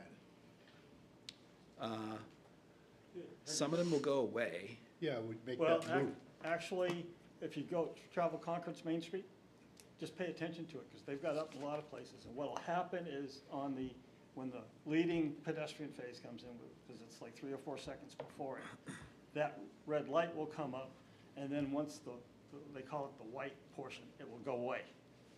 You know, once the protected portion will go away. So it's there to catch the eye of the driver, say, don't do it right now. Seem to work pretty well. And theoretically, these would all have cameras, be tied into like a central control system in our office. Our new facility has a desk assigned to it that we'll get into a little later. Oh, you're talking about that later? Anytime's a good time. So with that, and you needed the traffic control system? Yeah. For that system? Yeah. And during the traffic study, it was said that it needed to be staffed. So I would assume that needs to be staffed. It does not? In like a big city, big city, okay, where you've got 3 intersections that are 200 feet from another, and you've got a bunch of them, you can have someone with 9 monitors and, you know, just do with that, and have like 2 shifts or something. We wouldn't do that. I don't think we would do that. There's ways to automate it. There's ways to watch it. You can be like, okay, you know what? I'm going to watch traffic from 3 to 5 today. Okay, you know what? I need to change this one by 2 seconds and that one by 5 seconds, and you can make those adjustments and see how it goes. You know, so that's how I foresee it being used. I was a DPW for Greenville, North Carolina, population 80,000, and we had it, but one of the engineers his additional duty was to check it every so often. And when there's a major problem, he manned it. Mm-hmm. So you need staff that are trained in it, but. You don't have to have a person sitting in there 24/7. No. If that is their suggested mitigation, we'll say try again. All right. Let's scoot past that. DPW vehicle replacement. This is Wes's favorite. Here you go. It's these two. Skipping the left turn arrow. Sure.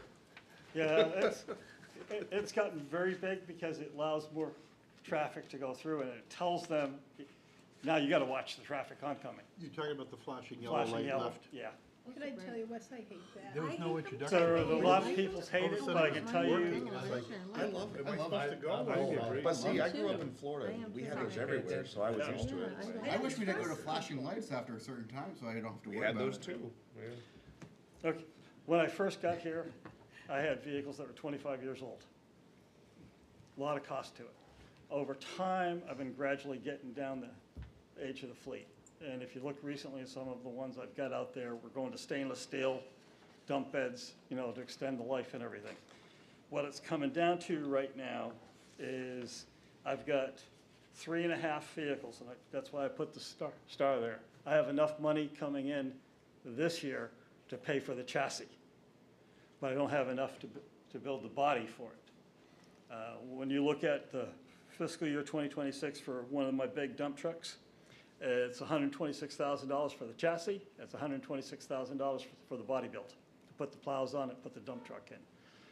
So I will have all my large dump trucks ready to go, other than one body, at the end of this fiscal year. Just to give you an idea of what the impact of COVID and all the job losses are, I picked up a chassis in May. I'm gonna see that body built complete probably in January. So we're working now, is I got the chassis coming in November, and I've got to start figuring out how I can work an issue to at least get something on the books, even though I won't be spending it probably until after the next fiscal year, to be able to place the order for the body build. Then some types of vehicles, you don't want to go 20, 25 years. Sweepers, Vectors, because they're high electronics, they're high operational. I have a sweeper coming due, I've got a scoop loader that's over 20 years old, and I've got one of my smaller flatbeds that we use for all the odds and ends stuff, and that are in that 900,000. So that's the piece that we're looking at. The one thing, I don't know what's gonna happen, I have a pretty good idea, is in 2027, we were scheduled to have another increase on the diesel emission standards. In other words, they're gonna make it more difficult to do it. The last time they did that, the cost of an engine went to $10,000 to $15,000 more. Some of the information that's coming out of the federal government right now, they're talking about either killing it or putting it on hold for a while. So we'll see what happens on that. So you can expect a big increase on the trucks. And I always put it in here, most, other than my one-wheel multi-hog, all my sidewalk tractors, the tracked ones, the Bombardiers, the Prinoss you see driving around, we're all bought used. It is $210,000 for a new sidewalk tractor with a plow and a blower. At some point, we're gonna have to start replacing them, and that time's coming up, because the ones that are old and have gotten to the point where there's a problem, we turn them into the can point, and we use that to keep the other ones going. If you flip over to the last page, it shows you where we're coming in regards to the vehicle fleet. Construction equipment and sidewalk plows are the two where we've got to focus on. All the sidewalk plows other than the multi-hog, and the only really piece of construction equipment that's fairly new is my Big Cat. That's the one you see going around in the wintertime with the big blower on the front, blowing snow. So that's what the focus is. We want to get the age of the fleet down. A lot of municipalities, and we do it a lot from the standpoint, we get the extended warranties. They tend to try to trade it when the extended warranty's out, because you get the high value of the piece of equipment, and you don't have to pay for any major repairs because it's covered for warranty. When the warranty goes out, you get the piece of equipment, you get a new piece, and it's covered by the extended warranty again. Can we get a color copy of this sent to Yep. my email, and then I can disperse it? Yep. Thank you. So if you got questions on that, yes. So I'd really like to see the city bond less things, right? You know, the more that we plan for and spend our own money, you know, Right. the less we're paying banks, you know. Vehicle replacement's one of the Yes. biggest offenders in the city for Yep. this. Have you looked into what a vehicle replacement fund would look like? You know, maybe we could step up payments as things come off bond, and we We could have a technically flat. have one, Okay. but I'm gonna politely call it a non-functional one. Because Sure. we have we have the internal service fund, and underneath that, you have two trains of funding. You have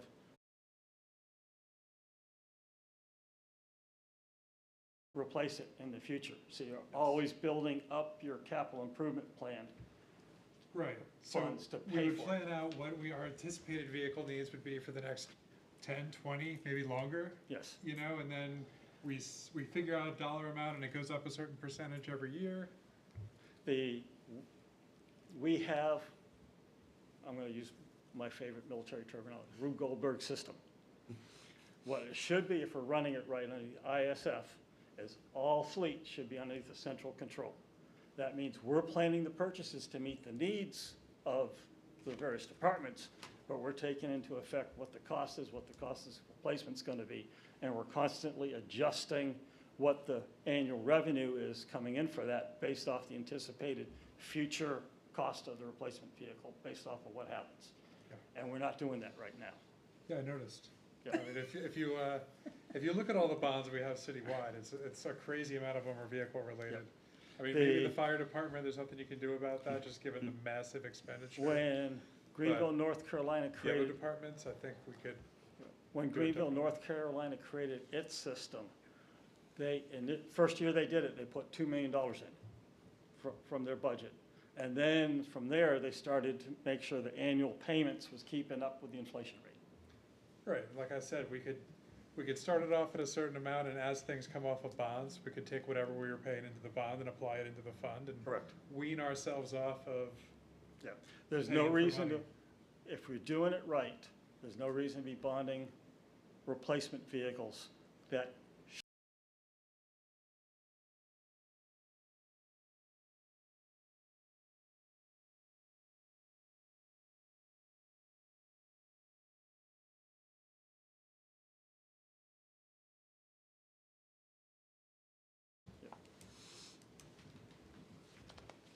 I concur that bonding a vehicle doesn't feel smart. They're great though, sometimes. sure. Yeah. But they cost money, a lot of money. Sewer departments, bond payments a year, like almost $500,000 now. I think we're at a point where it's pretty clear that over the next few years, we're gonna have to do a lot more with a lot less. So I think anywhere we can save money is gonna be money to put back into the city and not sent off to the bank. I think we covered landfills, talked about everything one way or another. Okay, let's skip ahead to page 29 here. This is the Public Works Building. So I want to spend some time talking about this because I saw we had requested last year for a new building, and it was scored pretty low on the list, I think regardless of dollar value. So I wanted to, so what I did instead was, or in addition to, I should say, when I put the list together, was I kept the building on there, but I also put another item for repairs to our building. Because if we're not saying that we need to do something to our building, then we're just saying we want a new building.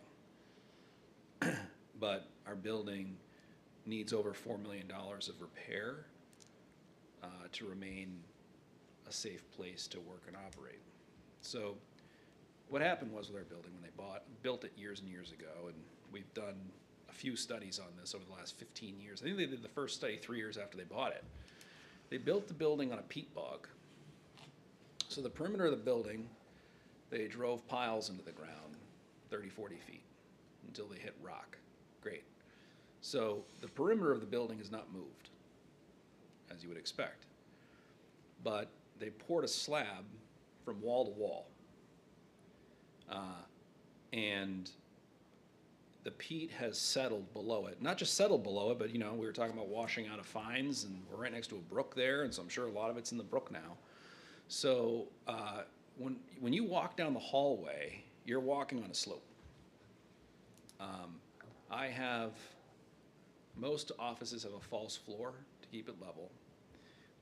We had a sewer pipe break on us this past spring because of the settlement. So we had fumes in the building, whereas we had a smoke test, and we found that the building settlement had sheared a pipe in the wall. There is a void under the center of the building that's 3 feet tall, void. So if the building is 60 feet across, is it more than that in width?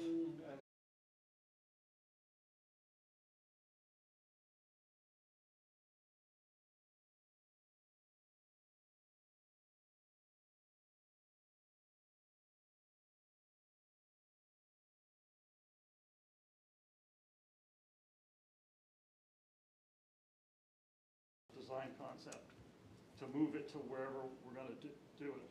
So realistically, we should be talking someplace around 2 to 3 million in it. And by that, I mean, part of it is, I'll call current meter money money coming cash to be able to continue design, and part of it is that slug you want to be able to put the money against the land purchase.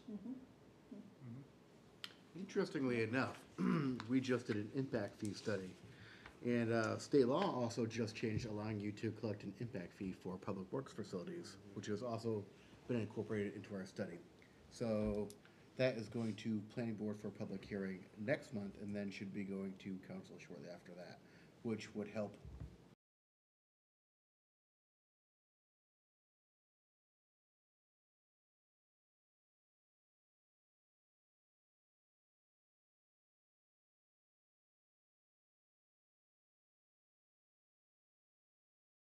Bonding for the purposes of purchasing the property. Rob just reminded me of something else. Speaking of impact fees, what do you think the odds are of, say, like Pickerel Pond Road, if someone were to build, I don't know, a development of 24 houses on that road, that the impact fees could pay for a good portion of repaving that road? You know, what's interesting would be what city council decides to, should they adopt something from the new impact fee study, at what rate they adopt it at, would be very beneficial Sure, for. put it back on me. For a project like that. Well played. All right. Fair enough. But I'm even gonna put it back on you, Rob, because you've gotta make the determination of what you want Pickerel Pond Road to be. If you're doing a big master plan with a lot more houses out there, you're not building it to its current profile. Sure. You're changing it to be either roller coaster or another major, I hate to use thoroughfare, but another major collector road. Yeah, I guess where's the line? I mean, you look at the road now and the amount of houses that are on it, and that's one kind of road. You put a development back there, and you need a different kind of road. So, who's responsible for that? The person building the development or the city, right? So it could be, so it's complex in that. It sure is. A portion of that could be on the developer. Right. Yeah. So it could be a larger portion than what we know it could be right now. We're still really early in a phase for that, but I think that the developer's on the line for some upgrades. And I would just want to say, it's not just development of Pickerel Pond Road, it's what's happening in that end of Parade, because then it may become another thoroughfare to get to the northern part of Parade.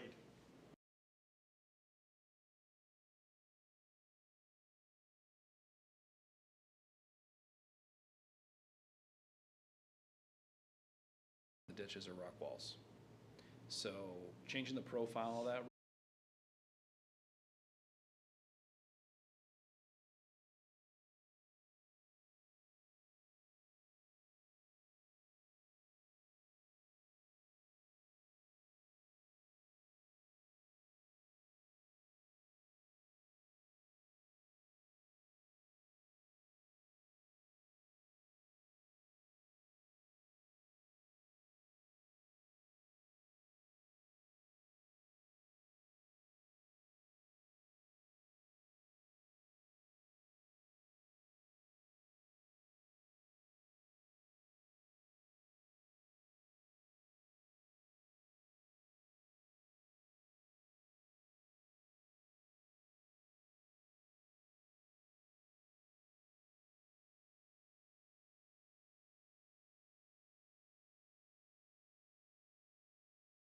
flame, right?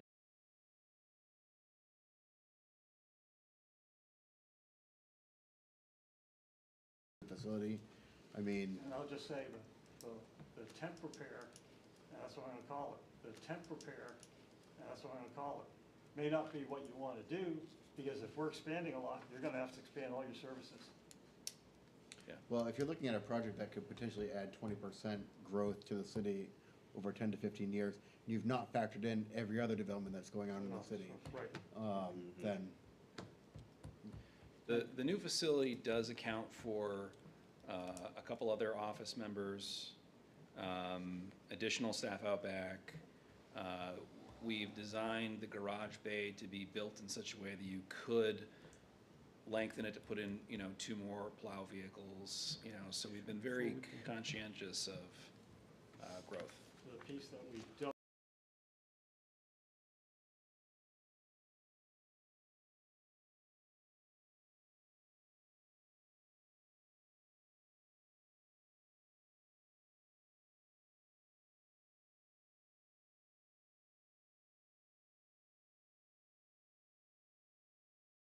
end up getting too close together, you know, it gets messy. And I think the site work at two potentially different sites of one where, you know, you might have some ledge that you're dealing with or wetlands that you're trying to contend with as well, that's gonna add a significant cost to your site work. Yep. I mean, just, if you drive Route 3, you know, up north of Watson Road, just look at how much blasting they have to do to make that Yep. workable. That's, one site is in that sort of category. Yeah. Yeah, like 40 feet of.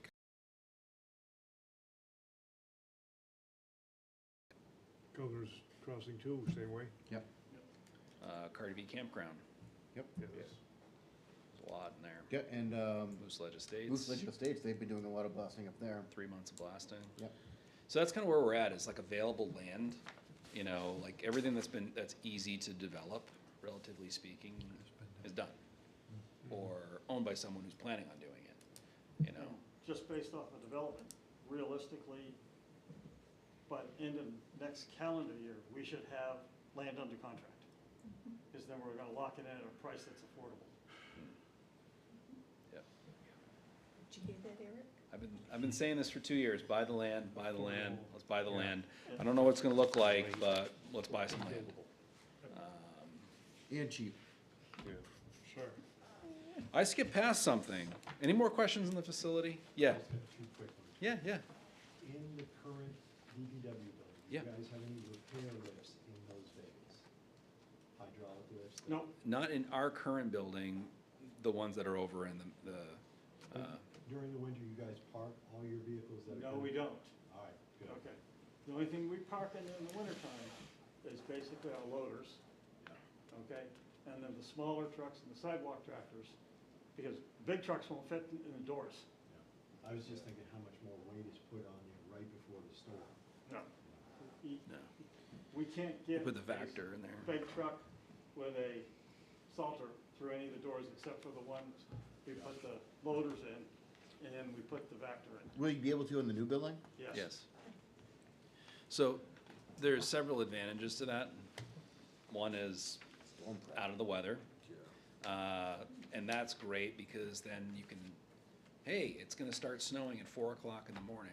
Before we leave today, guys, salt up your machines.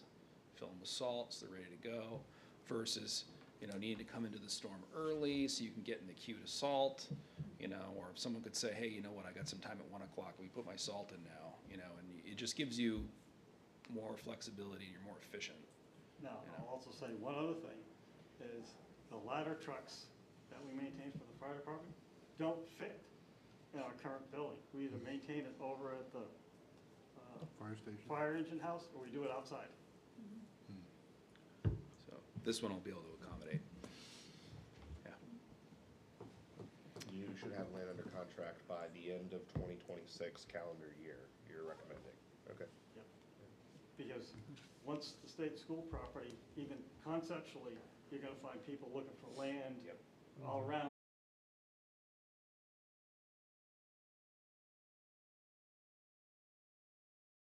That went very smoothly. You know, ongoing right now is the Elm Street Bridge and sidewalk.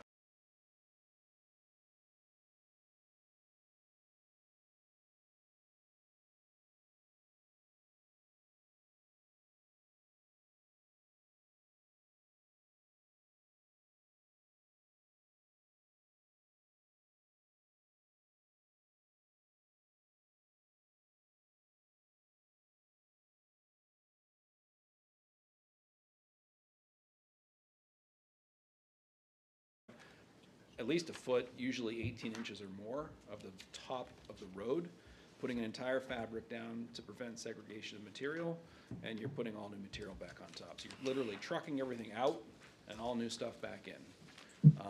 And that's when you've done borings and you're like, it's just garbage under the road. You know, like it's not a good road. If we put a new road surface, it's just gonna fail, you know.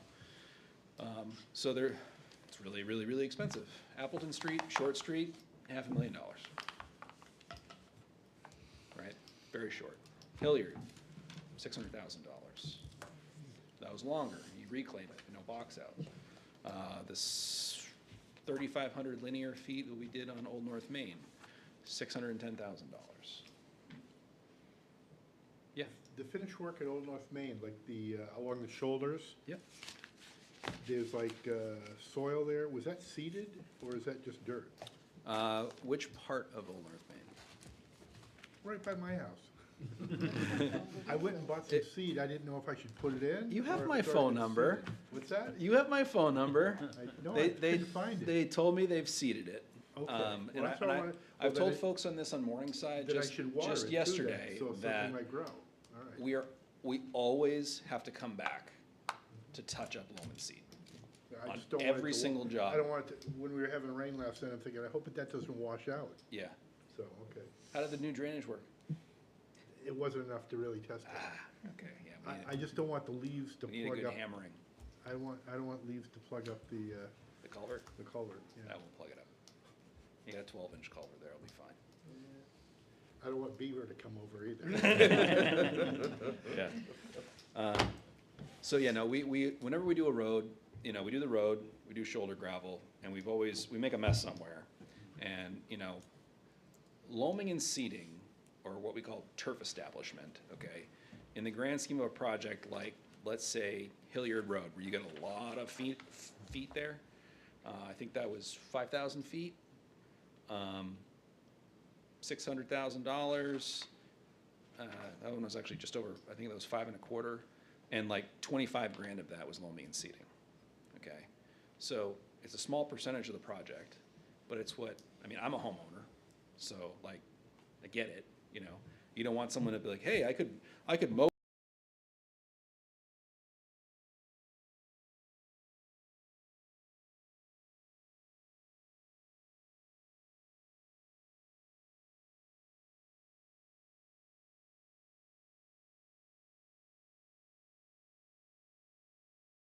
We try and do a lot more.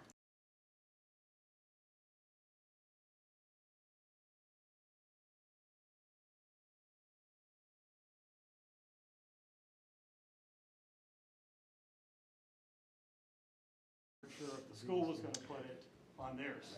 So interestingly enough, the school, I finally got a CIP from the school, and they said the exact same thing you just said. So they've also got it on theirs. So. Do they have the same price? They had a copy of the study, so it should be Yeah. close. So to take traffic, people are gonna have to go up the Bond Beach Road to get to the back of Elm Street School, is that what I'm hearing? Parent pickup and drop off. Parent pickup, right, okay. It's actually pretty slick. Well, it's much better than what goes on now. Exactly. So- Anything would be better. Anything would be better, yeah. Yeah, and we can rock and roll. We have a design. Well, we have a concept. The design is not that complicated. The school, I think I don't know what their dollar amount is, but they said that they were trying to tie more work into that at the same time.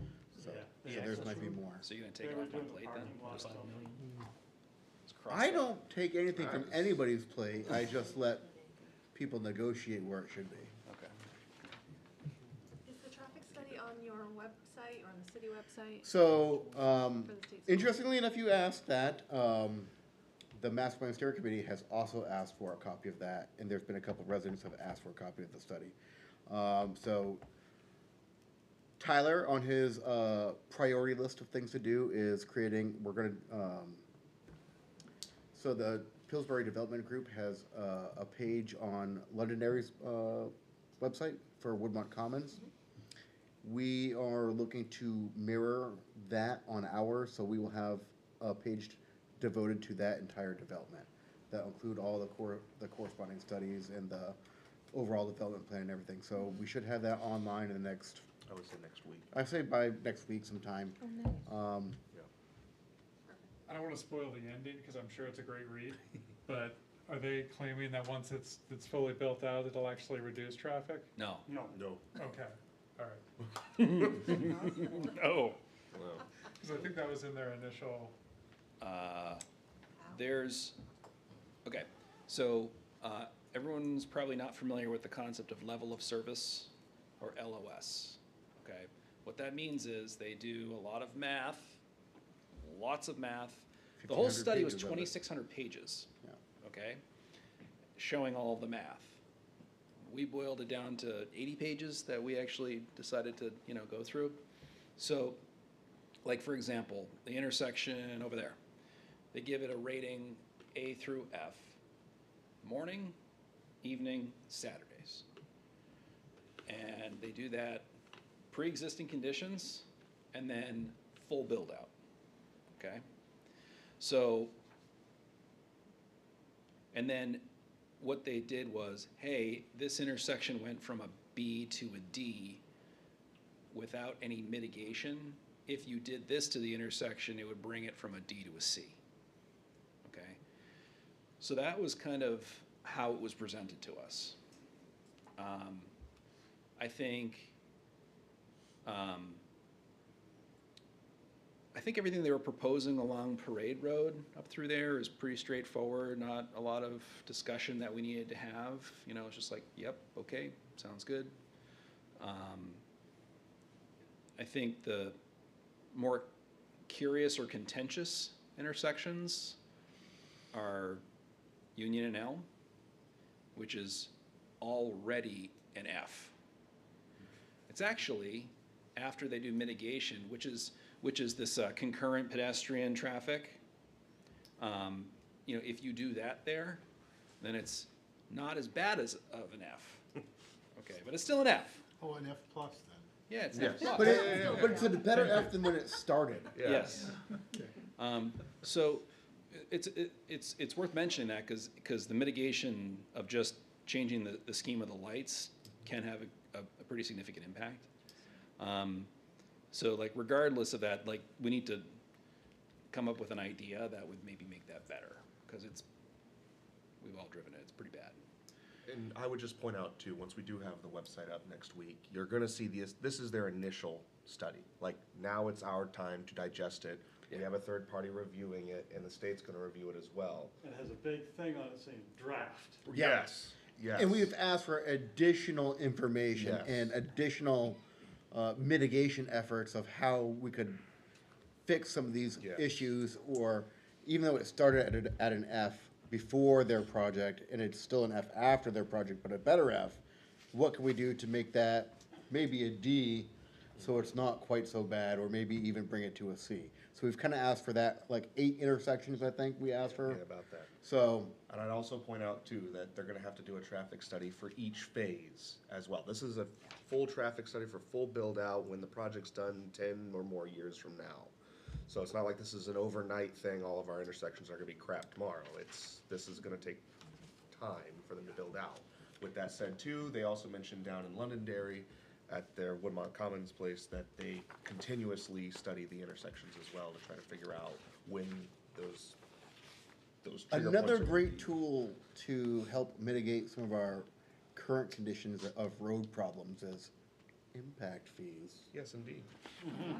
Interesting, we drove around through the Woodmont Commons, and the location of it, in my opinion, seems very different than the location of this from a residential standpoint. So I know, a lot of us that live off of the roads that this main road is going to go to the state school, I think, are concerned about traffic. We can't put an exit off 93 directly to this Right, yeah, I was gonna development. say. Yeah. That would So be those really big good for us, trucks are though, if gonna we go could get up our our road. own 93 exit. Funny We're you gonna say dust that. that off again? Yeah, I was gonna say we should take a look at that. From like There are 1978? benefits to being in the Lakes region in this area, but there are also problems with it, because you get choke points associated with how do you get around the lakes. Absolutely. I mean, we always Bridges. build a bridge over Pug's Bay, I suppose. The Weirs Beach to Wolfboro Tunnel I'm waiting for. I think Elon Musk has a company for that. It could be a toll road, it's okay. It would save me driving around Alton Bay all the time. Right to the Fund sun, the and they'll put it projects. in on April 1st. That's right. Oh, they already did.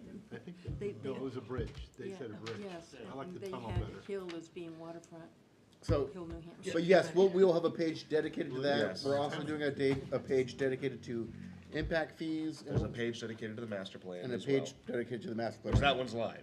So there's like 3 huge things going on right now that kind of all are working together to. Do you have a counter that counts how many times that page is visited or those sections? No, You should. I bet you it's not very often, unfortunately.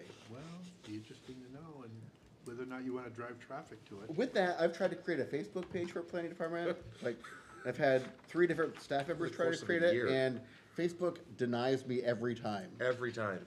Not real. Yep, I'm Yes, not a real. I am exactly. not even this last time, they made me do a video of myself, and they still said you are not a real person. And I said, wow, this is Learned a lot about awesome." yourself I that learned a day. lot. Not to get too far out there. Do you guys have anything else you wanted to add or anything? Yeah. Yes, please go ahead. All right, folks, so it looks like I deleted a slide on sewer. Nope, there was one there. You Is skipped, it on there? there's one page. Oh, skipped it. It's my favorite, too. After vehicle Can you do it in replacement, 7 minutes? Huh? Can you do it in 7 minutes, record page number? 26. I'm gonna finish in 5, Oh, okay? So, sewer projects. Sewers Enterprise Fund, all of its projects are self-funded, though right now, we do our capital projects through a bond, which Eric's a huge fan of. Oh, yeah, it's great. I know you want the sewer department to get another bond, because we're gonna have to ask for another bond. Or maybe raise rates again. I don't know. See how that goes. Also really popular. Maybe the water department loves that. You just need to talk about raising rates in Winnipesaukee River Basin for us? I will obviously will do that, yeah. So our bills have gone up, right, as far as the treating of sewerage, which is 65% of our bill, has gone up 20-some-odd% annually for the last few years. So instead of us doing a huge whack to the increase, we did small increases to try and get there, but it's made our. We are doing a great job in the sewer department of cleaning and cammering, where we do 20% of the system every year. And then from that, we determine what we need to line, to make sure that it doesn't leak. And that we line it while it still can be lined before it breaks really badly. That's it. Lining's very expensive, but it's far cheaper than digging something up. Can you line something only once? No, you can do it multiple times, but the pipe diameter gets smaller each time.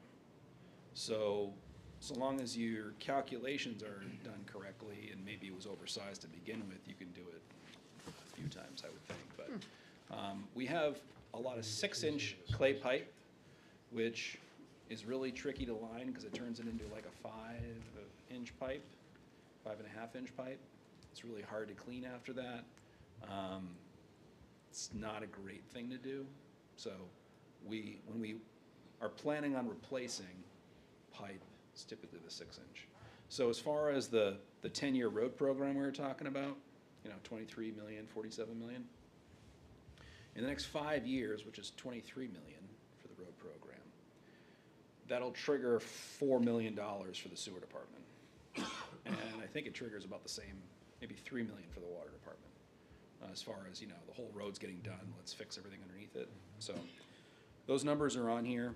But some of the projects that we're doing right now, we're doing the sewer expansion on White Oaks Road, which we've done phase 1. There's 3 phases. Phase 1 and 2 are gravity drain into a central pump station, which now goes up through Paugus Woods and down to the boulevard. It's an awesome project, public-private with Lady of the Lakes. We got a force main to replace. There's some little things like some continual building improvements, doing some investigation on odor control, checking in on some siphons. We have to upgrade the SCADA system annually. But there's the manhole lining and the force main replacement. We don't have the budget for it without having a capital fund, and our sewer rates don't allow for us to have a capital reserve fund, basically. That's sewer. So other projects, I think to close out here, we're gonna do some show and tell, some other projects we've done, which is Langley Bridge is going. We actually talked about that quite a bit. We've got some money coming from Brady Sullivan to put towards our city share. The Hilliard Road Bridge, we talked about, that's ongoing. Planning process on bridges, they're over water, so you've got a lot of impacts to the environment, permitting, et cetera. So it's a very slow thing to do, is to design and permit a bridge. And then, you know, the north side of the boardwalk, the Weirs Boardwalk has not been fixed. It was fixed as part of that Mother's Day flood years ago, and that's on the list as well. Questions? I know that a lot of personal expenses for my sewer bill Yes. has to do with the Winnipesaukee River Basin project and redoing the Franklin station, Yep. correct? How many years out do you think it's gonna take to get that plant done? Fixed, redone? Let me answer. Yes.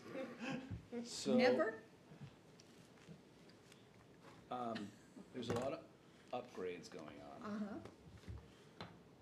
What they've done the last 20 years, though, is basic, and I've told them this, I'll say it candidly, they have a blind eye to what's underground. So they have a very significant underground infrastructure system that they've done nothing, I say nothing to. They've done some things, but not nearly enough, okay? And, you know, their infrastructure is as old as ours. You know, it was all put in the 70s. And so these large force mains that break and gravity systems that break are very, very expensive to manage, to bypass.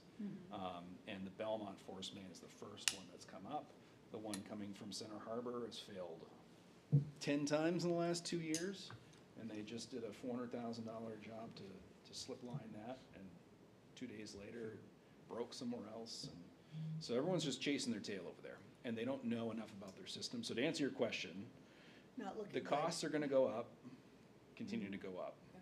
Our bills to them are gonna continue to go up. We're hoping, though, that we have a little more say on where they spend it. Okay. Now, So- one thing you do have to remember is we don't necessarily pay for everything. So if Belmont's force main goes bad, it's 100% on Belmont. Okay. So we're paying for what flows through, where our sewage flows through, and then we pay for a portion of the plant. Yeah, but our portion of the plant is 42%. The next up is 21%, and then 14%, and then like 9%.